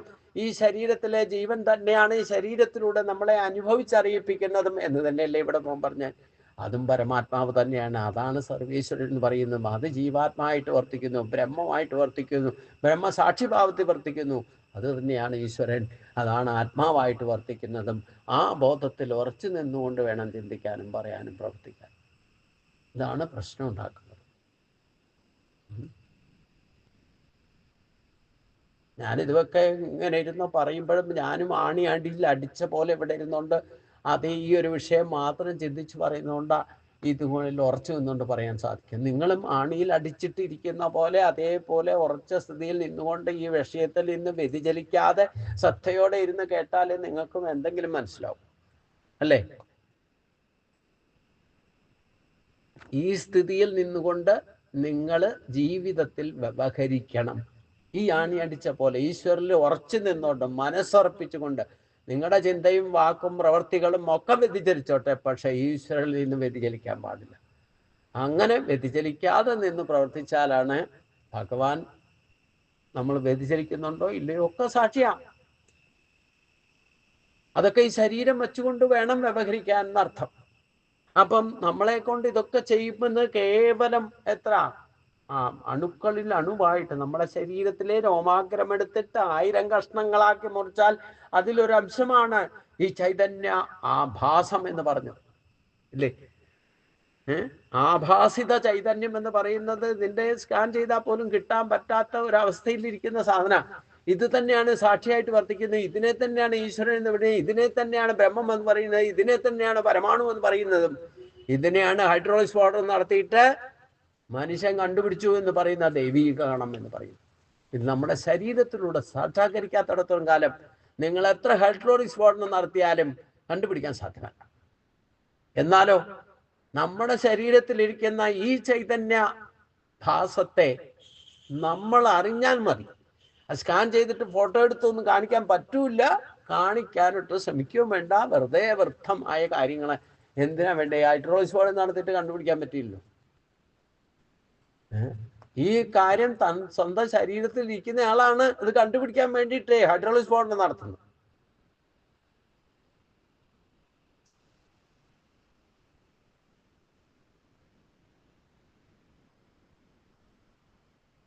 അപ്പൊ ആ ജീവാത്മാവിനെ തിരിച്ചറിയാൻ സാധിച്ചാൽ പിന്നെ നിങ്ങളിൽ നിന്ന് ആണി അടിച്ച പോലെ അതിൽ ഉറച്ചു നിന്നാൽ മതി. പിന്നെ നിങ്ങൾ ശരീരം ത്യജിച്ചാലും പോകുന്ന എങ്ങോട്ടായിരിക്കും? അതിലേക്ക് തന്നെയായിരിക്കും. നമ്മൾ ഈ ഉറപ്പില്ലാതെ വരുമ്പോഴാണ് പ്രശ്നം.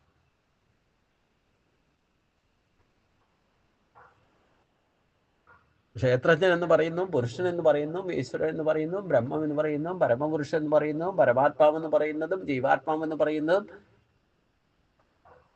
എത്ര എത്ര എത്ര എത്ര നാമങ്ങളായിട്ട് പറഞ്ഞാലും വേണ്ടില്ല, അതെല്ലാം ഒന്നിൻ്റെ തന്നെ പര്യായ പദങ്ങളാണ് എന്നറിഞ്ഞുകൊണ്ട് സഹസ്രനാമം ജപിച്ചോളൂ. സഹസ്രനാമം ജപിക്കുമ്പോഴും ഒന്നിൽ ഉറച്ചു നിന്നുകൊണ്ട് ജപിച്ചോളൂ. ഇതിൻ്റെ വിവിധ പര്യായ പദങ്ങളാണ്. നമ്മുടെ ഉള്ളിൽ തന്നെ ഇരിക്കുന്ന ജീവാത്മാവിൻ്റെ 1000 നാമങ്ങളാണ് നമ്മൾ തന്നെ ജപിച്ച് കേൾക്കേണ്ടത്. പുറത്തിരിക്കുന്ന ഒരു ശക്തിയല്ല ഇത് കേൾക്കണം. നമ്മൾ തന്നെ ജപിക്കുക, നമ്മൾ തന്നെ കേൾക്കുക. നമ്മൾ കേൾക്കാൻ പാകത്തിന് ജപിച്ചാൽ മതി.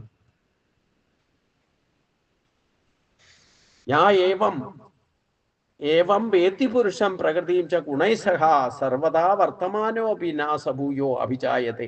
ഏവം പുരുഷം, ഇപ്രകാരം പുരുഷനെയും ഗുണൈ സഹ പ്രകൃതി ച ഗുണങ്ങളോട് കൂടിയ പ്രകൃതിയെയും യാ വേത്തി യാതൊരുവൻ അറിയുന്നുവോ സ സർവഥാ അവൻ എല്ലാ പ്രകാരത്തിലും, ഏതു പ്രകാരത്തിൽ, എല്ലാ പ്രകാരത്തിൽ എന്ന് പറഞ്ഞാൽ ഏതു പ്രകാരത്തിലായാലും, വർത്തമാന അപി ഏത് പ്രകാരത്തിലൊക്കെ വർത്തിക്കുന്നവനായാലും, ഭൂയ ന അഭിജായതേ വീണ്ടും ജനിക്കുന്നില്ല. അതായത് ഇപ്രകാരം പുരുഷനെയും ഗുണങ്ങളോട് കൂടിയ പ്രകൃതിയെയും യാതൊരുവൻ അറിയുന്നുവോ അവൻ നാനാപ്രകാരത്തിൽ വർത്തിക്കുന്നവനാണെങ്കിലും വീണ്ടും ജനിക്കുന്നില്ല. അറിവ് എവിടെ എന്നിവിടെ പറയുന്നത് കേവലമായ പുസ്തകജ്ഞാനമോ അല്ല, ആ ജ്ഞാനത്തെ സാക്ഷാത്കരിച്ചവൻ എന്ന് പറഞ്ഞാൽ അനുഭവത്തിലൂടെ അറിഞ്ഞവൻ എന്നർത്ഥം. നമ്മുടെ ശരീരമാണ് അനുഭവിക്കാൻ തന്നിരിക്കുന്നത്. എന്തിനെ അനുഭവിക്കാൻ? ഇന്ദ്രിയ ഭോഗസുഖങ്ങളെ അനുഭവിക്കാനല്ല തന്നിരിക്കുന്നത്. അതും അനുഭവിച്ചോളൂ, വിരോധമൊന്നുമില്ല. ഭഗവാൻ അതിനായിട്ട് അനുഗ്രഹിച്ച് വിട്ടേക്കണല്ലേ, അതൊക്കെ അനുഭവിച്ചോളൂ. അതിൻ്റെ കൂട്ടത്തിൽ ഇതിനെല്ലാം പ്രേരകനായി നിൽക്കുന്നതും സാക്ഷിയായിട്ട് നിൽക്കുന്നവനുമായിരിക്കുന്ന ഏതൊരു ശക്തിയാണോ അത് ഈ ശരീരത്തിനോട് തന്നെ അതിൻ്റെ ആ പുരുഷനെയും ഗുണങ്ങളോട് കൂടിയ പ്രകൃതിയെയും, ശരീരം പ്രകൃതി സംബന്ധമാണ്, അപ്പൊ അതിൻ്റെ ഗുണങ്ങളോട് കൂടിയാണ് ശരീരം. ആ ശരീരത്തിലിരിക്കുന്ന പുരുഷൻ ഭഗവാന്റെ ആ ആഭാസിത ചൈതന്യമാണ്, ഈശ്വരന്റെ അംശം തന്നെയാണ്. ജീവാത്മാവായിട്ട് ഈ പ്രകൃതിയിൽ നിന്ന് കിട്ടിയിരിക്കുന്ന ശരീരത്തെ പോലും അതിലുണ്ടാകുന്ന കൺസിക്വൻസീസ് ഒക്കെ അനുഭവിപ്പിക്കുന്നത് പുരുഷനാണ്. അപ്പൊ ഇത് രണ്ടും കൂടെ ചേർന്നിരിക്കുന്നത് ഈ രണ്ടിനെ പറ്റി, പുരുഷനെയും പ്രകൃതിയെ സംബന്ധമായിരിക്കുന്ന ശരീരത്തെയും യാതൊരുവൻ പൂർണ്ണമായിട്ട് അറിയുന്നുവോ അവൻ ഏത് പ്രകാരത്തിൽ വർത്തിച്ചാലും വേണ്ടി പിന്നെ ജനിക്കില്ല എന്ന് പറഞ്ഞു. സത്യം അറിഞ്ഞിട്ട് നിങ്ങൾ എന്ത് ചെയ്താലും പ്രശ്നമല്ല എന്ന്. സത്യത്തിൽ ഉറച്ചു നിന്നുകൊണ്ട് ചെയ്താൽ പിന്നെ ഒരു സത്യം എന്താ? സത്യസ്ഥിതസ്ത്യം. സത്യം എന്താണെന്ന് തിരിച്ചറിഞ്ഞാൽ പിന്നെ സത്യത്തിൽ നിന്ന് വ്യതിചരിച്ചിട്ട് അവനൊന്നും ചെയ്യില്ല. അവനൊരു അധർമ്മവും ചെയ്യാൻ സാധ്യമല്ല. അവനൊരിക്കലും മറ്റൊരു ഇരുവശരീയ ഗുണസ്വഭാവത്താൽ അല്ലാതെ അവനൊരു നിമിഷം ചിന്തിക്കാനോ പറയാനോ പ്രവർത്തിക്കാൻ സാധിക്കില്ല. സത്യം എന്താണെന്ന് ബോധ്യം വരുന്നവൻ സത്യമായി ഭവിക്കും. സത്യസ്യ സത്യം ഭവേത്. പിന്നെ എങ്ങനെ അവൻ സത്യത്തിൽ നിന്ന് വിട്ടു ചിന്തിക്കാൻ സാധിക്കാം?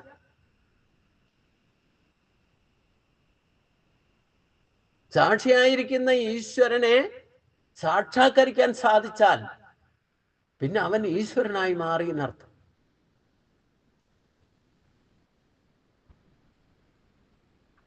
പിന്നെ ഈശ്വരനായി മാറിയ ആൾക്ക് പിന്നെ രണ്ടാമത് ജനിക്കണം. നമ്മൾ ഈശ്വരനെ അറിഞ്ഞുകൊണ്ട് ഈശ്വരനിലേക്ക് എത്താൻ വേണ്ടിയിട്ടാണ് ഈ ജന്മങ്ങൾ മുഴുവൻ.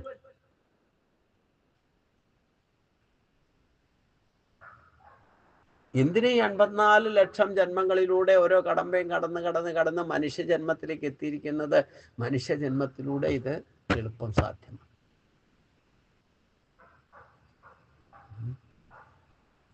ഈ ഗജേന്ദ്രനായിട്ട് ജനിച്ചതും മുതലയായിട്ട് ജനിച്ചതും ഇതൊക്കെയാണ് ഭഗവാൻ മുമ്പ് പറഞ്ഞ നീചയോനികളിൽ ജനിക്കുക എന്ന് പറയുന്നത്.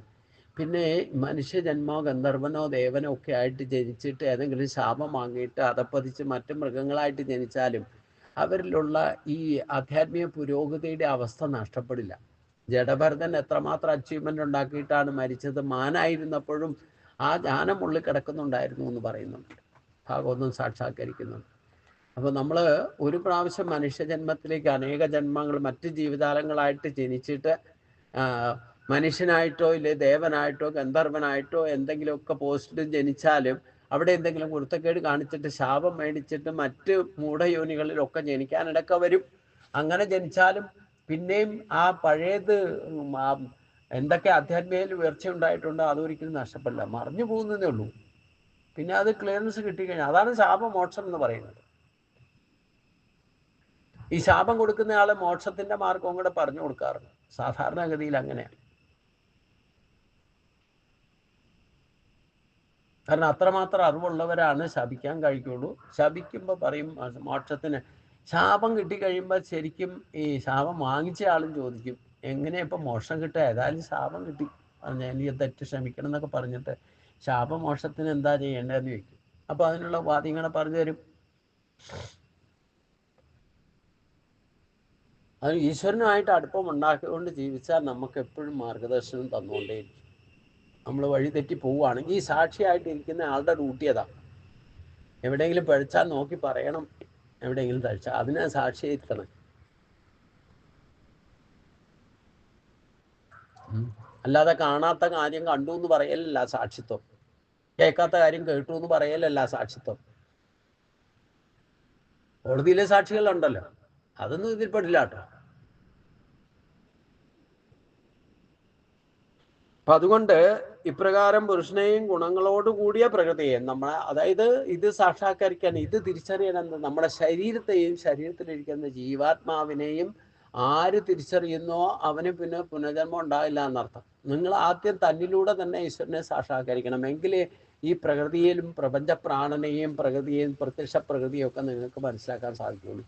അതുകൊണ്ട് ആദ്യം പുറത്തുള്ളതൊക്കെ ഈശ്വര സാക്ഷാത്കാരത്തിന് വേണ്ടി ശ്രമിച്ചിട്ടാകാം തന്നിലുള്ളത് ശ്രമിക്കാൻ നടക്കുന്നത്. നമ്മൾ ഈ പുറത്തുള്ളതാണ് ശ്രമിച്ചുകൊണ്ടിരിക്കുന്നത്.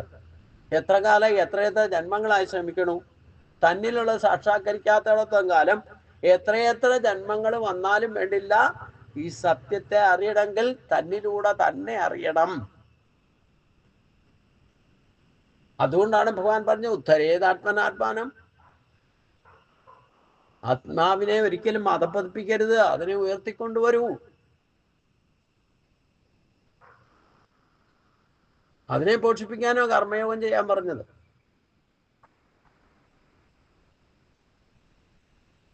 അത് ചെയ്താൽ മാത്രം നിസ്സാര കാര്യം.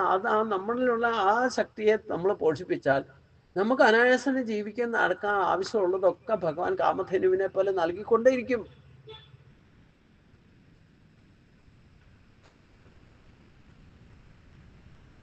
ആ സത്യത്തെ മനസ്സിലാക്കിയിട്ടുള്ള ഒരു മനുഷ്യനും വീണ്ടും ജനിക്കേണ്ടി വരികയില്ല.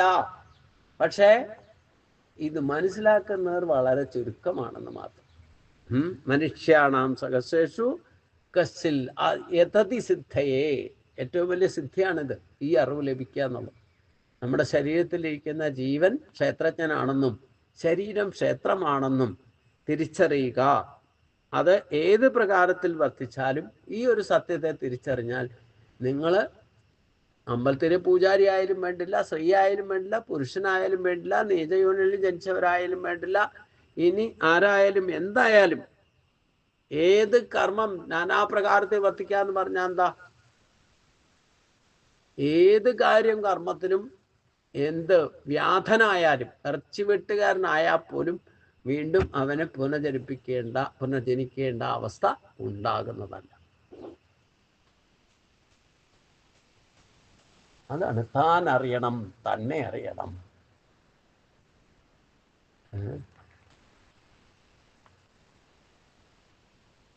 ധ്യാനേൻ ആത്മനി പശ്യന്തി കേചിത് ആത്മാനമാത്മന അന്യേ സാഖ്യേന യോഗേന കർമ്മയോഗേന ചാപരി.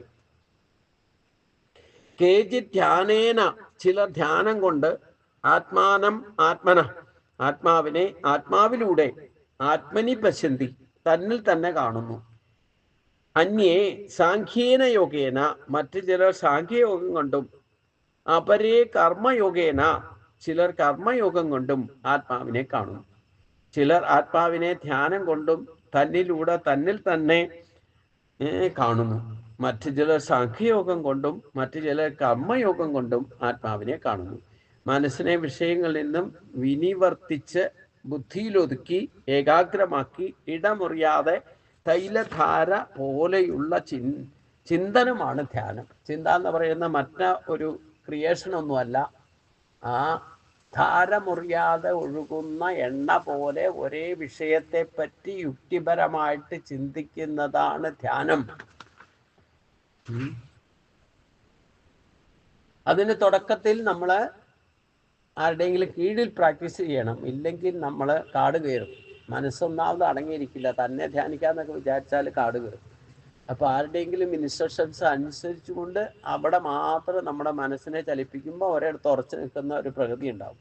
അത് കുറച്ച് പ്രാക്ടീസ് ചെയ്ത് കഴിഞ്ഞാൽ പിന്നെ ആ പറഞ്ഞ ഓപ്ഷൻ വെച്ചുകൊണ്ട് നമുക്ക് ആ ഒരു മെമ്മറി പവർ വെച്ചുകൊണ്ട് നമുക്ക് തന്നെ ആ ധ്യാനത്തിൽ അതേ വിഷയത്തെ പറ്റി നിരന്തരം ചിന്തിക്കാൻ പറ്റും. അതിൽ തന്നെ വ്യവഹരിക്കാൻ സാധിക്കും. അതിനാ ധ്യാനം ശീലിക്കണമെന്ന് പറയുന്നത്. അപ്പൊ യുക്തിപരമായിട്ട് ശാസ്ത്രവിധാനം ചെയ്ത് പരമാത്മാ തത്വത്തിൽ എത്തുന്ന ജ്ഞാനമാർഗമാകുന്നു സാഖ്യം. സ്വാർത്ഥകാമനകൾ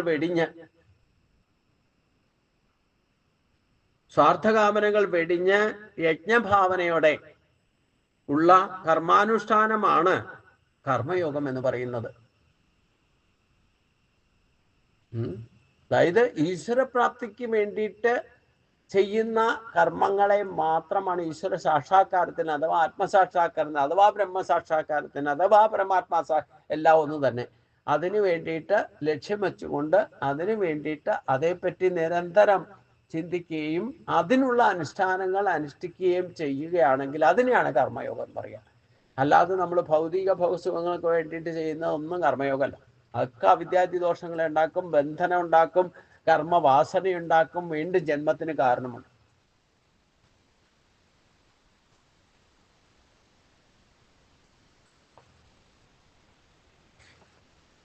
അപ്പൊ മനസ്സിനെ വിഷയങ്ങളിൽ നിന്ന് അതാണ് ഇന്ദ്രിയ നിയന്ത്രണം വേണം, മനസ്സിനെ ഏകാഗ്രമാക്കണം, ബുദ്ധിയെ ഉറപ്പിക്കണം, ചിത്തശക്തിയെ ഉണർത്തണം എന്ന് പറഞ്ഞത്. അത് ഇതിനു മുമ്പുള്ള ആ ധ്യാനയോഗം തുടങ്ങുമ്പോൾ തന്നെ പറയുന്നുണ്ട്. വ്യവഹാരത്തിൽ പോലും യുക്താഹാര വിഹാരസ്യ യുക്ത ദേശസു കർമ്മസു യുക്ത സ്വപ്ന അവബോധ യോഗോ ഭവതി ദുഃഖ. ഏത് യോഗത്തിലെത്തിയാലും നമുക്ക് പൂർണ്ണമായ ദുഃഖത്തിന്റെ അന്ത്യം സംഭവിക്കുന്നത് ആ യോഗത്തെ ഭഗവാൻ പറഞ്ഞു തന്നിട്ടുണ്ട് 6-ാം അധ്യായത്തില്. ആദ്യം അത് അച്ചീവ്മെന്റ് ഉണ്ടാക്കണം. അപ്പോഴേ നമുക്ക് ആത്മാവിനാൽ ഉയർത്തിക്കൊണ്ടുവരാൻ സാധിക്കൂ. തന്നിൽ തന്നെ കാണുന്ന മറ്റൊരു ചിലർ ധ്യാനയോഗം. ഇപ്പൊ ഇതിനെ പല മാർഗങ്ങൾ സ്വീകരിക്കുന്ന കാര്യം കൂടെ. അനുഷ്ഠാനങ്ങളെ ആർക്ക് നിങ്ങൾക്ക് ഇഷ്ടമുള്ളത് യോജിച്ചതെന്ന് നിങ്ങൾക്ക് തോന്നുന്നത് നിങ്ങളുടെ താല്പര്യം അനുസരിച്ചുകൊണ്ട് തിരഞ്ഞെടുക്കാം. അതിനും കൂടെ ഭഗവാൻ ഇവിടെ ഓപ്ഷൻ തന്നിട്ടുണ്ട്. നമുക്ക് ചുറ്റും നോക്കിയാൽ ഈ മനുഷ്യ കുലത്തിൽ തന്നെ നമുക്ക് സ്വച്ചാൽ ഇന്നും അവൈലബിൾ ആയിട്ട് നമുക്ക് ഈ മാർഗങ്ങളൊക്കെ കാണാം. ഈ മാർഗത്തിൽ പ്രവർത്തിക്കുന്നവരെയും കാണാം. എന്താ, ആത്മാവിനെ ധ്യാനം കൊണ്ട് തന്നിൽ തന്നെ കാണുന്നു ഒരു കൂട്ടര്. മറ്റു ചിലർ സാഖ്യയോഗം കൊണ്ട്, മറ്റു ചിലർ കർമ്മയോഗം കൊണ്ടും ആത്മാവിനെ കാണുന്നു. അപ്പൊ അനുഷ്ഠാനങ്ങള് നിങ്ങൾക്ക് ശരണാഗതി ഭക്തി കൊണ്ടാകാം, യോഗസൂത്രം കൊണ്ടാകാം, ജ്ഞാനം കൊണ്ടാകാം. ജ്ഞാനയോഗം,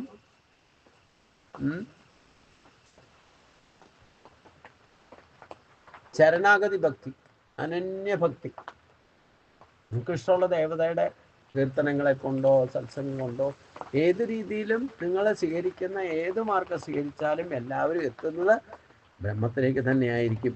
അപ്പം യുക്തിപൂർവമായിട്ട് ശാസ്ത്രവിചാരം ചെയ്ത് അപ്പം നമ്മളെന്താണ് ചെയ്യേണ്ടതെന്ന് നമ്മൾ തീരുമാനിക്കുക. നമ്മുടെ ഇഷ്ടാനിഷ്ടങ്ങളും സ്വഭാവവുമായി ഡിപ്പെൻഡാണ്. അതുകൊണ്ടാണ് നിങ്ങൾക്ക് ഇഷ്ടമുള്ള മാർഗം സ്വീകരിക്കുക. അപ്പോൾ ഓരോരുത്തരുടെയും താല്പര്യം അനുസരിച്ചുകൊണ്ട് ആ താല്പര്യം അനുസരിച്ചുകൊണ്ട് വേണം ലക്ഷ്യം എല്ലാവർക്കും തീരുമാനിക്കാം. ലക്ഷ്യം തീരുമാനിക്കാൻ എല്ലാവർക്കും അർഹതയുണ്ട്.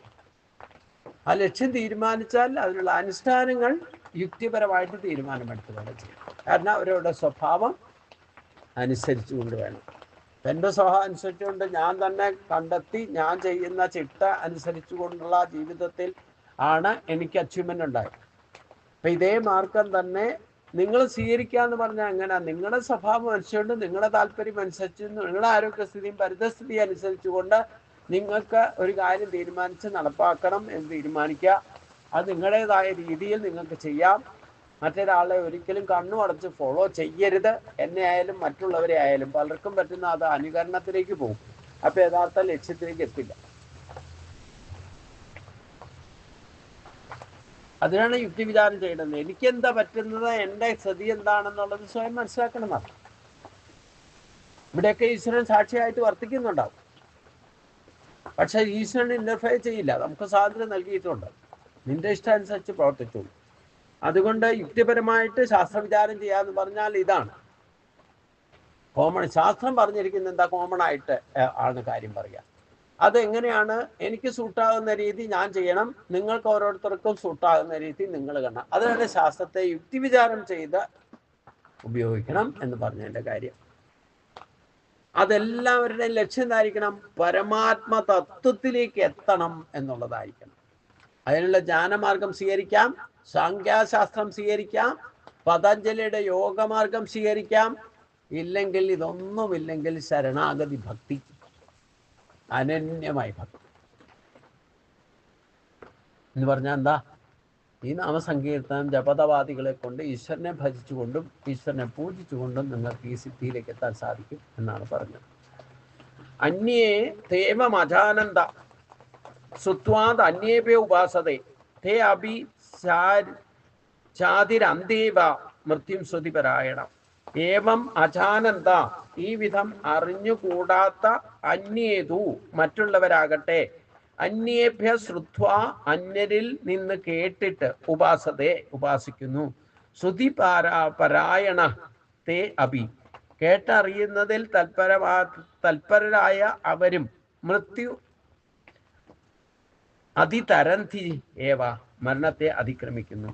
ഈ വിധം ധ്യാന ജ്ഞാന കർമ്മ മാർഗങ്ങൾ അറിഞ്ഞുകൂടാത്ത സാധാരണക്കാരായിരിക്കുന്ന മറ്റുള്ളവരാകട്ടെ അന്യജനങ്ങളിൽ നിന്ന് അഥവാ ഗുരുക്കന്മാരിൽ നിന്ന്, അന്യജനങ്ങൾ എന്ന് പറഞ്ഞാൽ ആരെങ്കിലും പറയുന്ന കേൾക്കാനല്ല പറഞ്ഞത്, തദ്വിധി പ്രണിപാതേന പരിപ്രശ്നേന സേവയാ ഉപദേശന്തി തേ ജ്ഞാനം ജ്ഞാനീത്വാ ദർശനം.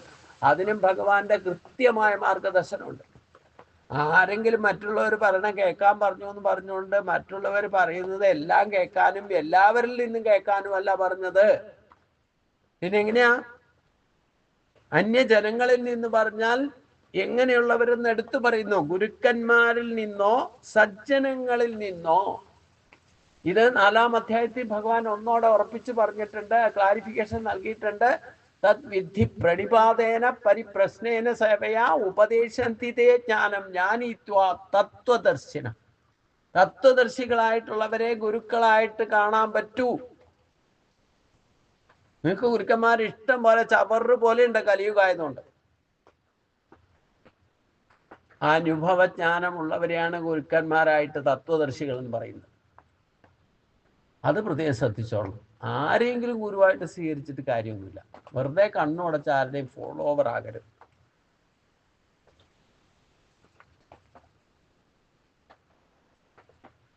പലർക്കും പറ്റുന്നത് അതാ.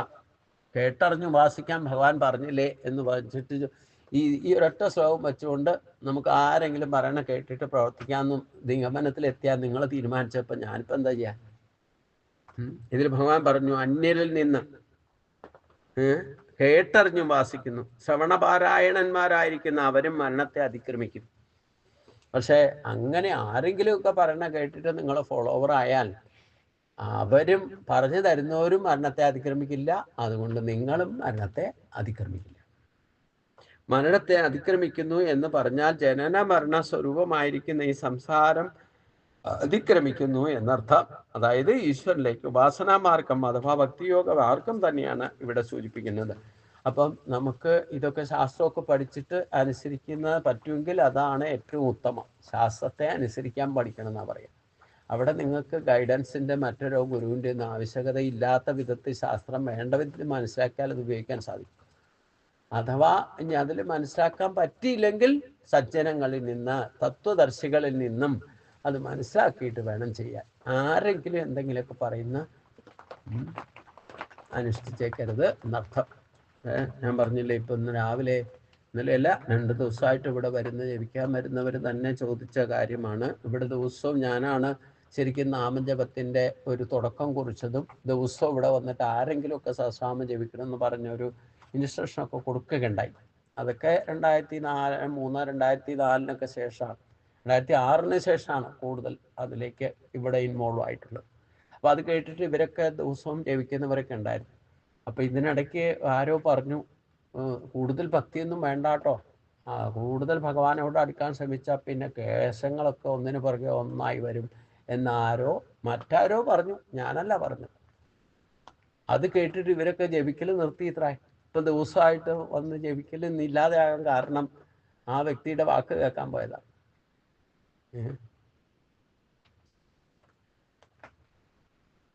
അതാ ഇപ്പം രാവിലെ നിങ്ങൾ ജപിക്കാൻ വന്നവർ ശ്രദ്ധിച്ചിട്ടുണ്ടാവും. ഞാൻ ഭക്തിയോഗം പറയുമ്പോൾ ചില കാര്യങ്ങൾ പറഞ്ഞു. ഭക്തിയോഗത്തിലെ 5-ാമത്തെ ശ്ലോകം എടുത്തുകൊണ്ട് എപ്പോഴും നിങ്ങൾ ഈ പറയുന്ന ശാസ്ത്രമൊന്നും പഠിച്ചിട്ടോ അല്ലെങ്കിൽ മറ്റാരെയും ഫോളോ ചെയ്തില്ല, സാധാരണ നാമം ജപിക്കുന്ന കലിയുഗത്തിൽ അത് മാത്രം മതി, നാമജപം മാത്രം. ആ നാമജപം കൊണ്ട് നിങ്ങൾ പ്രവർത്തിക്കാൻ തുടങ്ങിക്കഴിഞ്ഞാൽ അത് നിത്യയുക്തമായിട്ട് ചെയ്യാൻ തുടങ്ങി. വീട്ടിൽ നിങ്ങൾ എവിടെ വേണേലും ഇരുന്ന, ക്ഷേത്രത്തിൽ പോയി ചെന്ന് ഞാൻ വീട്ടിൽ ഇരുന്ന് ചെയ്യാം, ഒരു വിരോധമില്ല. എവിടെ ഇരുന്ന് വേണ്ട ചെയ്യാം. പക്ഷേ അത് ചെയ്യാൻ തുടങ്ങിയാലോ 5-ാമത്തെ ശ്ലോകത്തിലുണ്ടാകുന്ന പ്രശ്നങ്ങളുണ്ടാകും. അതിൽ പറഞ്ഞത് ശരിയാണ്, പക്ഷെ അതിനെ ശരിക്ക് ദുർവ്യാഖ്യാനം ചെയ്തു കൊടുത്തു. അതാണ് പ്രശ്നം. നിങ്ങളിവിടെ ഇരുന്ന് ദിവസവും ജപിച്ചാൽ നിങ്ങൾക്ക് ക്ലേശങ്ങളുണ്ടാവും എന്ന് പറഞ്ഞു. ക്ലേശങ്ങളുണ്ടാവും, യാതൊരു സംശയമില്ല. പക്ഷെ അതിനെ അതിക്രമിക്കേണ്ട അവസ്ഥ എന്താന്ന് പറഞ്ഞു കൊടുത്തില്ല. അവിടെയാണ് ഫ്ലാപ്പ് വന്നത്. അതാണ് തത്വദർശനം ഇല്ലാതെ പോയതിൻ്റെ പ്രശ്നം. അവിടെയാണ് അനുഭവിച്ചാനമില്ല. എനിക്ക് കൃത്യമായിട്ട് പറയാം ക്ലേശങ്ങൾ എന്താക്കി, ക്ലേശങ്ങൾ വന്നാൽ എങ്ങനെ അതിക്രമിക്കാൻ സാധിക്കും എന്നും പറയാം. അപ്പം ക്ലേശങ്ങൾ എന്താ വരുന്നത്? ശരീരക്ലേശങ്ങളാണ് നമുക്ക് ആദ്യം അനുഭവത്തിൽ വരും. നമുക്ക് ഏറ്റവും വലിയ ക്ലേശം എന്താ? ശരീരമാണ്. കാരണം ഈ കാര്യങ്ങളൊക്കെ ചെയ്യുന്നത് ശരീരം കൊണ്ടാണ്. അപ്പം ശരീരത്തിനായിരിക്കും ആദ്യം ക്ലേശം വരിക. ശരീരത്തിന് ക്ലേശം വെച്ചാൽ അപ്പം നിർത്തും ഇല്ലേ? ക്ലേശോ അധികതര ശേഷം, ഭക്തിയോഗത്തിലെ 5-ാമത്തെ ശ്ലോകം, ക്ലേശോ അധികതര ശേഷം അവ്യക്താസ ചേതസാം അവ്യക്താഹി ഗതിർ ദുഃഖം ദേഹവിർ അഭിരവ്യാപ്തി. ആദ്യം വരുന്ന ശരീരക്ലേശം. അത് കഴിഞ്ഞാൽ അതിനെ നിങ്ങൾ എങ്ങാനും അതിക്രമിച്ചിട്ട് വീണ്ടും തുടർന്നാൽ പിന്നെ ബാക്കിയുള്ള ക്ലേശങ്ങൾ വരും. എന്ന് പറഞ്ഞാൽ അങ്ങനെ അടുത്തുള്ള ബന്ധുക്കൾ മരിക്കുക, വിലയായിട്ട് വരാതിരിക്കാൻ പറ്റുക.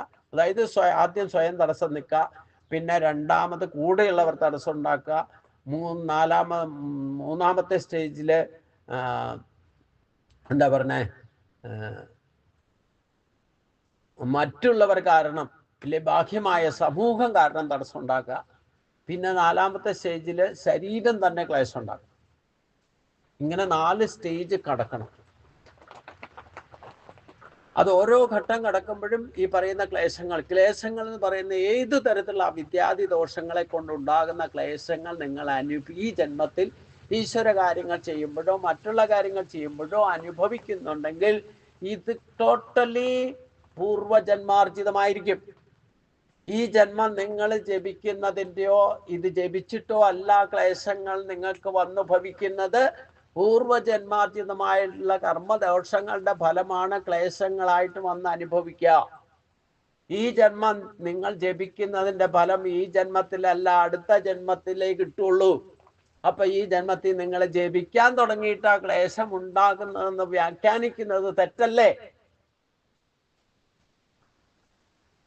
കാരണം ഈ ജന്മം ചെയ്യുന്നതിന്റെ ജപതപാദികളുടെ ഫലം അടുത്ത ജന്മത്തിലേ നിങ്ങൾക്ക് കിട്ടുള്ളൂ. ഒരു ജന്മം കൊണ്ട് ക്രെഡിറ്റ് ആകുന്നതല്ല ഈശ്വര സാക്ഷാത്കാരം.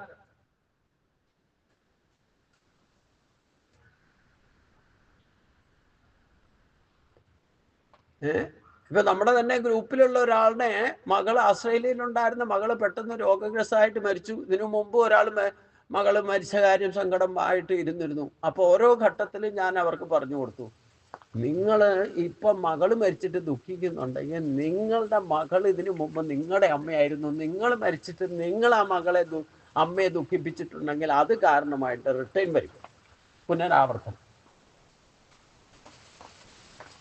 ഈ ക്ലേശങ്ങൾ എന്ന് പറയുന്നത് ഒരു ജന്മത്തേക്ക് ഡിപ്പോസിറ്റ് അല്ല.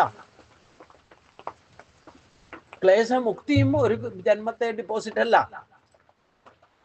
അപ്പൊ നമ്മൾ ഏത് തരത്തിലുള്ള യഥാർത്ഥ അനന്യ ഭക്തിയിലേക്ക് ഇപ്പൊ ഈ ശരീരം കൊണ്ട് സാക്ഷാത്കരിക്കാവുന്ന നിങ്ങൾക്ക് ഈ പറയുന്ന ശാസ്ത്രവിധി മാനിച്ചുകൊണ്ടോ ഇല്ലേ അതൊന്നും അറിയാൻ മേലാത്തവർക്ക് വേണ്ടിയിട്ട് ഭഗവാൻ ഇവിടെ പറയുന്നുണ്ട്. ഈ ശരീരം വെച്ചുകൊണ്ട് അനന്യ ഭക്തിയിലേക്ക് പോകും. ഈ കലിയുഗത്തിലെ ഏറ്റവും എളുപ്പമുള്ള ഭക്തി എന്താ? നിങ്ങൾ ഡിസ്റ്റർബൻസ് ഇല്ലാതെ ഒരു ക്ഷേത്രത്തിൽ കാര്യം ക്ഷേത്ര ദർശനവും നാമജപവുമാണ് കലിയുഗത്തിൽ പറയുന്നതെങ്കിലും ക്ഷേത്ര ദർശനത്തിന് പോയാൽ ഒരിടത്ത് പോയാലും നിങ്ങൾക്ക് ഏകാഗ്രമായിട്ട് സ്വസ്ഥമായിട്ട് ഒരിടത്ത് പോയാലും നിങ്ങൾക്ക് പ്രാർത്ഥിക്കാനോ ഇരുന്ന് ധ്യാനിക്കാനോ ജപതപാദികൾ ചെയ്യാനോ ഒന്നിനും സ്വാതന്ത്ര്യമില്ല. ഈവൻ ഗുരുവായൂരടക്കമില്ല. അപ്പൊ ഞാൻ പറയുന്നത് എന്താ, നിങ്ങൾ ഇരിക്കുന്നിടത്ത് ഇരുന്നുകൊണ്ട് നാമം ചോദിച്ചോളൂ. ആ നാമം ജപിക്കാൻ തുടങ്ങിയാലും നിങ്ങളുടെ പൂർവ്വജന്മാർജിതമായ ക്ലേശങ്ങൾ പല തരത്തിൽ വരും. ഏതൊക്കെ തരത്തിൽ അവിദ്യാദി ദോഷങ്ങളേക്കുള്ള ക്ലേശങ്ങൾ വന്നു ഭവിക്കുക, അതിനെ ഓവർകം ചെയ്യാൻ വേണ്ടിയിട്ട് അത് വരുന്നത്. അത് ഈശ്വരൻ അനുഗ്രഹിക്കാൻ പോകുന്നതിന്റെ ലക്ഷണമായിട്ട് എടുത്തുകൊള്ളണം. ക്ലേശങ്ങളെ പ്രസാദമായി സ്വീകരിച്ചോളണം. ഇതിനുള്ള മനക്കരുത്ത് ക്രിയേറ്റ് ചെയ്യണമെങ്കിൽ ഈ ഗീതാശാസ്ത്രം ശരിക്കും പഠിക്കണം.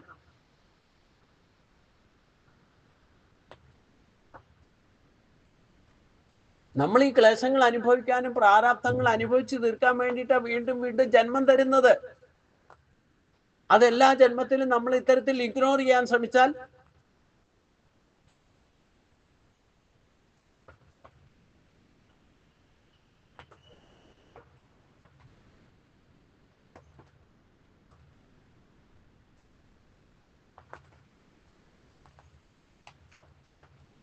നമ്മൾ ഏത് തരത്തിലുള്ള ക്ലേശം അനുഭവിക്കുന്നുണ്ടെങ്കിലും, ഞാൻ പറഞ്ഞു, നമ്മൾ മക്കൾ മരിച്ചിട്ടായാലും ഭർത്താവ് മരിച്ചിട്ടോ ഇല്ലെങ്കിൽ ഏതെങ്കിലും തരത്തിൽ അങ്ങനെ ഭക്തിയുടെ ഇടയ്ക്ക് നമുക്ക് പ്രശ്നം ഉണ്ടായാൽ ആ ക്ലേശങ്ങൾ പോലും അതിലുള്ള ദുഃഖം പോലും പൂർവ്വജന്മാർജിതമായ കടം തീർക്കലെ കർമ്മം കൊണ്ട് സാധിക്കും എന്നർത്ഥം. അങ്ങനെയാണ് ക്ലേശങ്ങൾ ഉണ്ടാവുക. ചിലപ്പോൾ നമുക്ക് ജപിച്ചുകൊണ്ടിരിക്കുമ്പോഴാണ് നമ്മുടെ അടുത്ത രക്തബന്ധത്തിൽപ്പെട്ട ആള് മരിച്ചാലും നമുക്ക് ഇതൊക്കെ മുടക്കേണ്ട അവസ്ഥ വരില്ലേ, ഇപ്പൊ വരില്ലേ? ഇതൊക്കെ മുൻകൂട്ടി കണ്ടുകൊണ്ടാ ഞാൻ ആദ്യമേ പോയിട്ട് ദീക്ഷ എടുത്തേക്കണത്. എൻ്റെ രക്തബന്ധത്തിൽപ്പെട്ടവർ മരിച്ചാൽ പോലും ഇതിന് മുടക്കം വരാതിരിക്കാൻ ബാധകമല്ലാത്ത ഒരു സ്ഥിതിയിലേക്ക് സന്യാസിയുടെ ദീക്ഷ എടുത്തിട്ടുണ്ട്. പക്ഷെ യഥാർത്ഥത്തിൽ സന്യാസ വേഷം കെട്ടിയിട്ടില്ല.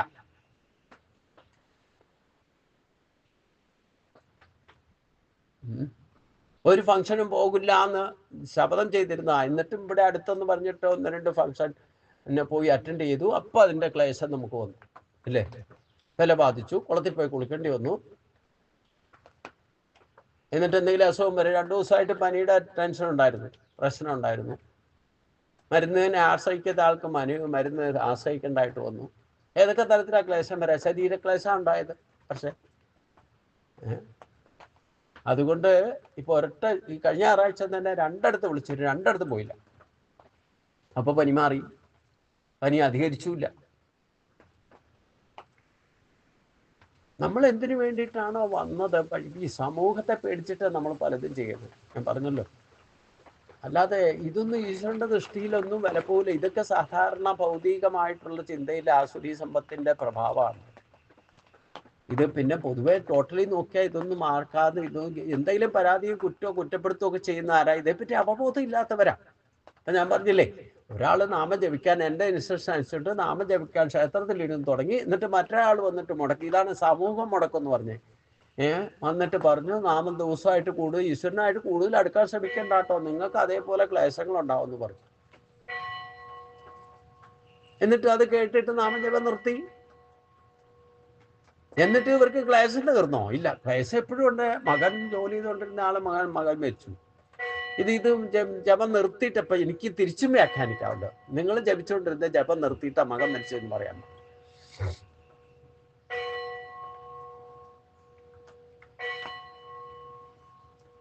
അങ്ങനെയും വരും. നമ്മൾ ദിവസം ചെയ്തുകൊണ്ടിരിക്കുന്നാലും ചെയ്യാതെ വന്നാൽ നമുക്ക് തന്നെ വിഷമം വരില്ല.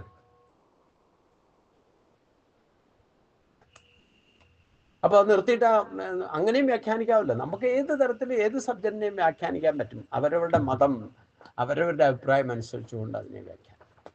അതുകൊണ്ടാണ് ഭഗവാൻ പറഞ്ഞത് യുക്താഹാര വികാരസ്യ യുക്തചേഷ. ഈശ്വര ഭജനത്തിലെങ്കിലും നിങ്ങൾ യുക്തിപരമായിട്ട് നിങ്ങൾക്ക് പറ്റിയത് എന്താണോ നിങ്ങളുടെ സ്വഭാവം അനുസരിച്ചുകൊണ്ട് നിങ്ങളുടെ മനസാക്ഷി പറയുന്നതനുസരിച്ച് നിങ്ങൾ പ്രവർത്തിക്കൂ. മറ്റുള്ളവർ പറയുന്നതൊന്നും ദൈവത്തെ ഓർത്ത് കേൾക്കരുത്. ദൈവത്തെ മാത്രമേ അനുസരിക്കാവൂ. ഈ കാര്യത്തിൽ ഭഗവാൻ ക്ലാരിഫിക്കേഷൻ തന്നിട്ടുണ്ട്. ഭഗവാൻ പറഞ്ഞിട്ടുണ്ടല്ലോ, നിങ്ങൾക്ക് തന്നെ ചെയ്യാൻ സാധിക്കുമെങ്കിൽ അതിനുള്ള മാർഗവും പറഞ്ഞു തന്നിട്ട്, അത് സാധിക്കുന്നില്ലെങ്കിൽ ഇതിന് അറിവില്ല, എന്നെ കൊണ്ട് സാധിക്കില്ല എന്നുണ്ടെങ്കിൽ ഗുരുക്കന്മാരെ സമീപിക്കാൻ പറഞ്ഞു. വെറുതെ ഗുരുക്കന്മാരെ സമീപിക്കരുത്. ആരെങ്കിലും പറയുന്ന കേട്ടിട്ട് പ്രവർത്തിക്കരുത്. തദ്വിത്തി പ്രണിപാതേന പരിപ്രശ്നേന സേവയാ ഉപദേശന്തി തേ ജ്ഞാനം ജ്ഞാനിത്വ തത്വദർശിന എന്ന് പറഞ്ഞിട്ടുണ്ട്. ഈ ഒരു കാര്യം ഓർത്തിരുന്നോളണം. ആ ഗുരുക്കന്മാരെ സ്വീകരിക്കുന്ന അങ്ങനെയുള്ള സജ്ജനങ്ങളെ ചെയ്യുന്ന കണ്ടിട്ട് അതനുസരിച്ച് ഉപാസിക്കാനാണ് ഇവിടെയും ശരീരം വെച്ചുകൊണ്ട് ചെയ്യാൻ വേണ്ടിയിട്ട് ഭഗവാൻ പറയുന്നത്. അവിടെ ഏത് കാര്യത്തെ ചെയ്യണം, ശരീരമാധ്യം ഖലു ധർമ്മ സാധനം എന്ന് പറയുന്നുണ്ട്. നമുക്ക് ശരീരത്തിന്റെ ആവശ്യകത ഇല്ല എന്ന് വിചാരിക്കണ്ട. ഈശ്വര സാക്ഷാത്കാരം വരെ ശരീരമാധ്യം ഖലു ധർമ്മ സാധനം എന്നുവരെ അത് സാധിക്കുന്നില്ലയോ അന്ന് വരെ നിങ്ങൾ ഈ ശരീരത്തെ സ്വീകരിക്കേണ്ടതായിട്ട് വരും. നിങ്ങൾ ഈ ജന്മത്തെ ഉപേക്ഷിച്ചാൽ, ആത്മഹത്യ ചെയ്ത് ഉപേക്ഷിച്ചാലും വേണ്ടില്ല, വീണ്ടും സ്വീകരിക്കേണ്ടി വരും. എന്താണോ നിഷേധിക്കുന്നത് അത് നിങ്ങൾ അനുസരിക്കേണ്ടി വരും.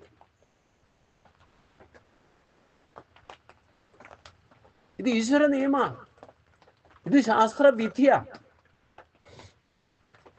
അതുകൊണ്ട് മറ്റുള്ളവർ പറയുന്ന കേൾക്കരുത്. അഥവാ കേട്ടാലോ തത്വദർശികളായിട്ടുള്ള ഗുരുക്കന്മാരിൽ നിന്ന് കേൾക്കണം. അവരൊരിക്കലും നിങ്ങളെ വഴി തരും. എന്നോടൊരാൾ ചോദിച്ചാൽ ഞാൻ ഒരിക്കലും അവരെ ആദ്യം കൺസിക്വൻസീസ് ഭഗവാൻ പറയുന്ന പോലെ തന്നെ, നിങ്ങൾ ഇത് ചെയ്യാൻ കുറച്ച് കഷ്ടമാണ്, ഇത് ചെയ്താൽ കുറച്ച് ക്ലേശങ്ങളൊക്കെ വരും, അതിനെ കൂടെ ഓവർകം ചെയ്താലേ നിങ്ങൾക്ക് ഈ ക്ലേശങ്ങൾ മാറിക്കിട്ടും.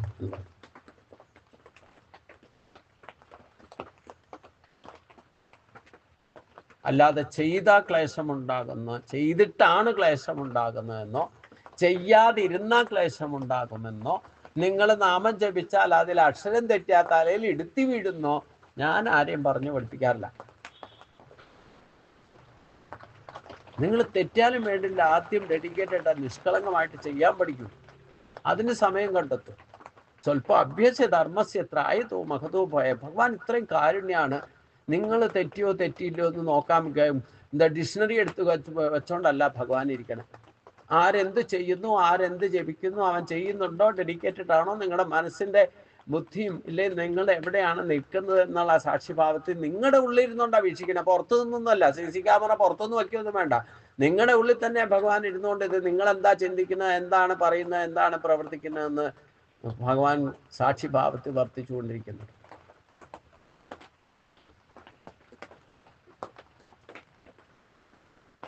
അതുകൊണ്ട് ഇവിടെ ശരീരം തന്നെയാണ് കാര്യം.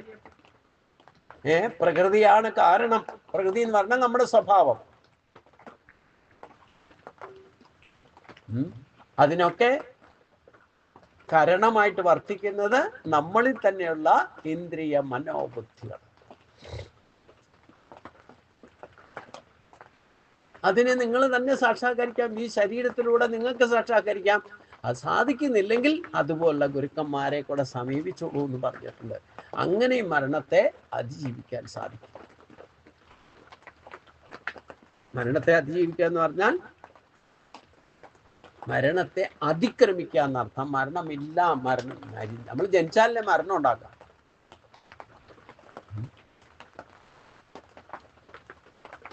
ജനിക്കാതിരിക്കാം, ഈശ്വരിലേക്ക് എത്തിയാൽ മാത്രമേ ജനനം ഇല്ലാതിരിക്കൂ. അതുകൊണ്ട് അതിനു വേണ്ടിയിട്ട് ശ്രമിക്കാൻ, അതിനുള്ള ആ സൽബുദ്ധിയും ബുദ്ധിയും ശക്തിയും ഭക്തിയും ആ ഗുരുവായൂരപ്പൻ്റെ അനുഗ്രഹം കൊണ്ട് നമുക്കെല്ലാവർക്കും ഉണ്ടാകട്ടെ എന്ന് പ്രാർത്ഥിച്ചുകൊണ്ട് ഇന്നത്തെ ഭാഗം നമുക്കിവിടെ സമർപ്പിക്കാം. അടുത്ത ഭാഗം നമുക്ക് അടുത്ത ദിവസം ചിന്തിക്കാം. ഓം കായേന വാചാ മനസേന്ദ്രിയർവാ ബുദ്ധ്യാത്മനാ വാ പ്രകൃതേ സ്വഭാവ കരോമി യദ്സകലം പരസ്മൈ നാരായണായേതി സമർപ്പയാമി. നാരായണായേതി സമർപ്പയാമി. ഓം പീതാംബരം കരവിലാശംഖചക്രം കൗമോദകിം സരസ്യം കരുണാസമുദ്രം രാധാസഹായമതിസുന്ദരമന്ദഹാസം അദാലേശമനിശം പ്രതിഭാവയാമി. അദാലേശമനിശം പ്രതിഭാവയാമി. നാരായണ നാരായണ നാരായണ നാരായണ നാരായണ നാരായണ നാരായണ നാരായണ നാരായണ നാരായണ നാരായണ നാരായണ നാരായണ നാരായണ നാരായണ നാരായണ നാരായണ ഗുരുവായൂരപ്പാശരണം. ശ്രീ ഗുരുവായൂരപ്പാശരണം. ഓം ശാന്തി ശാന്തി ശാന്തി.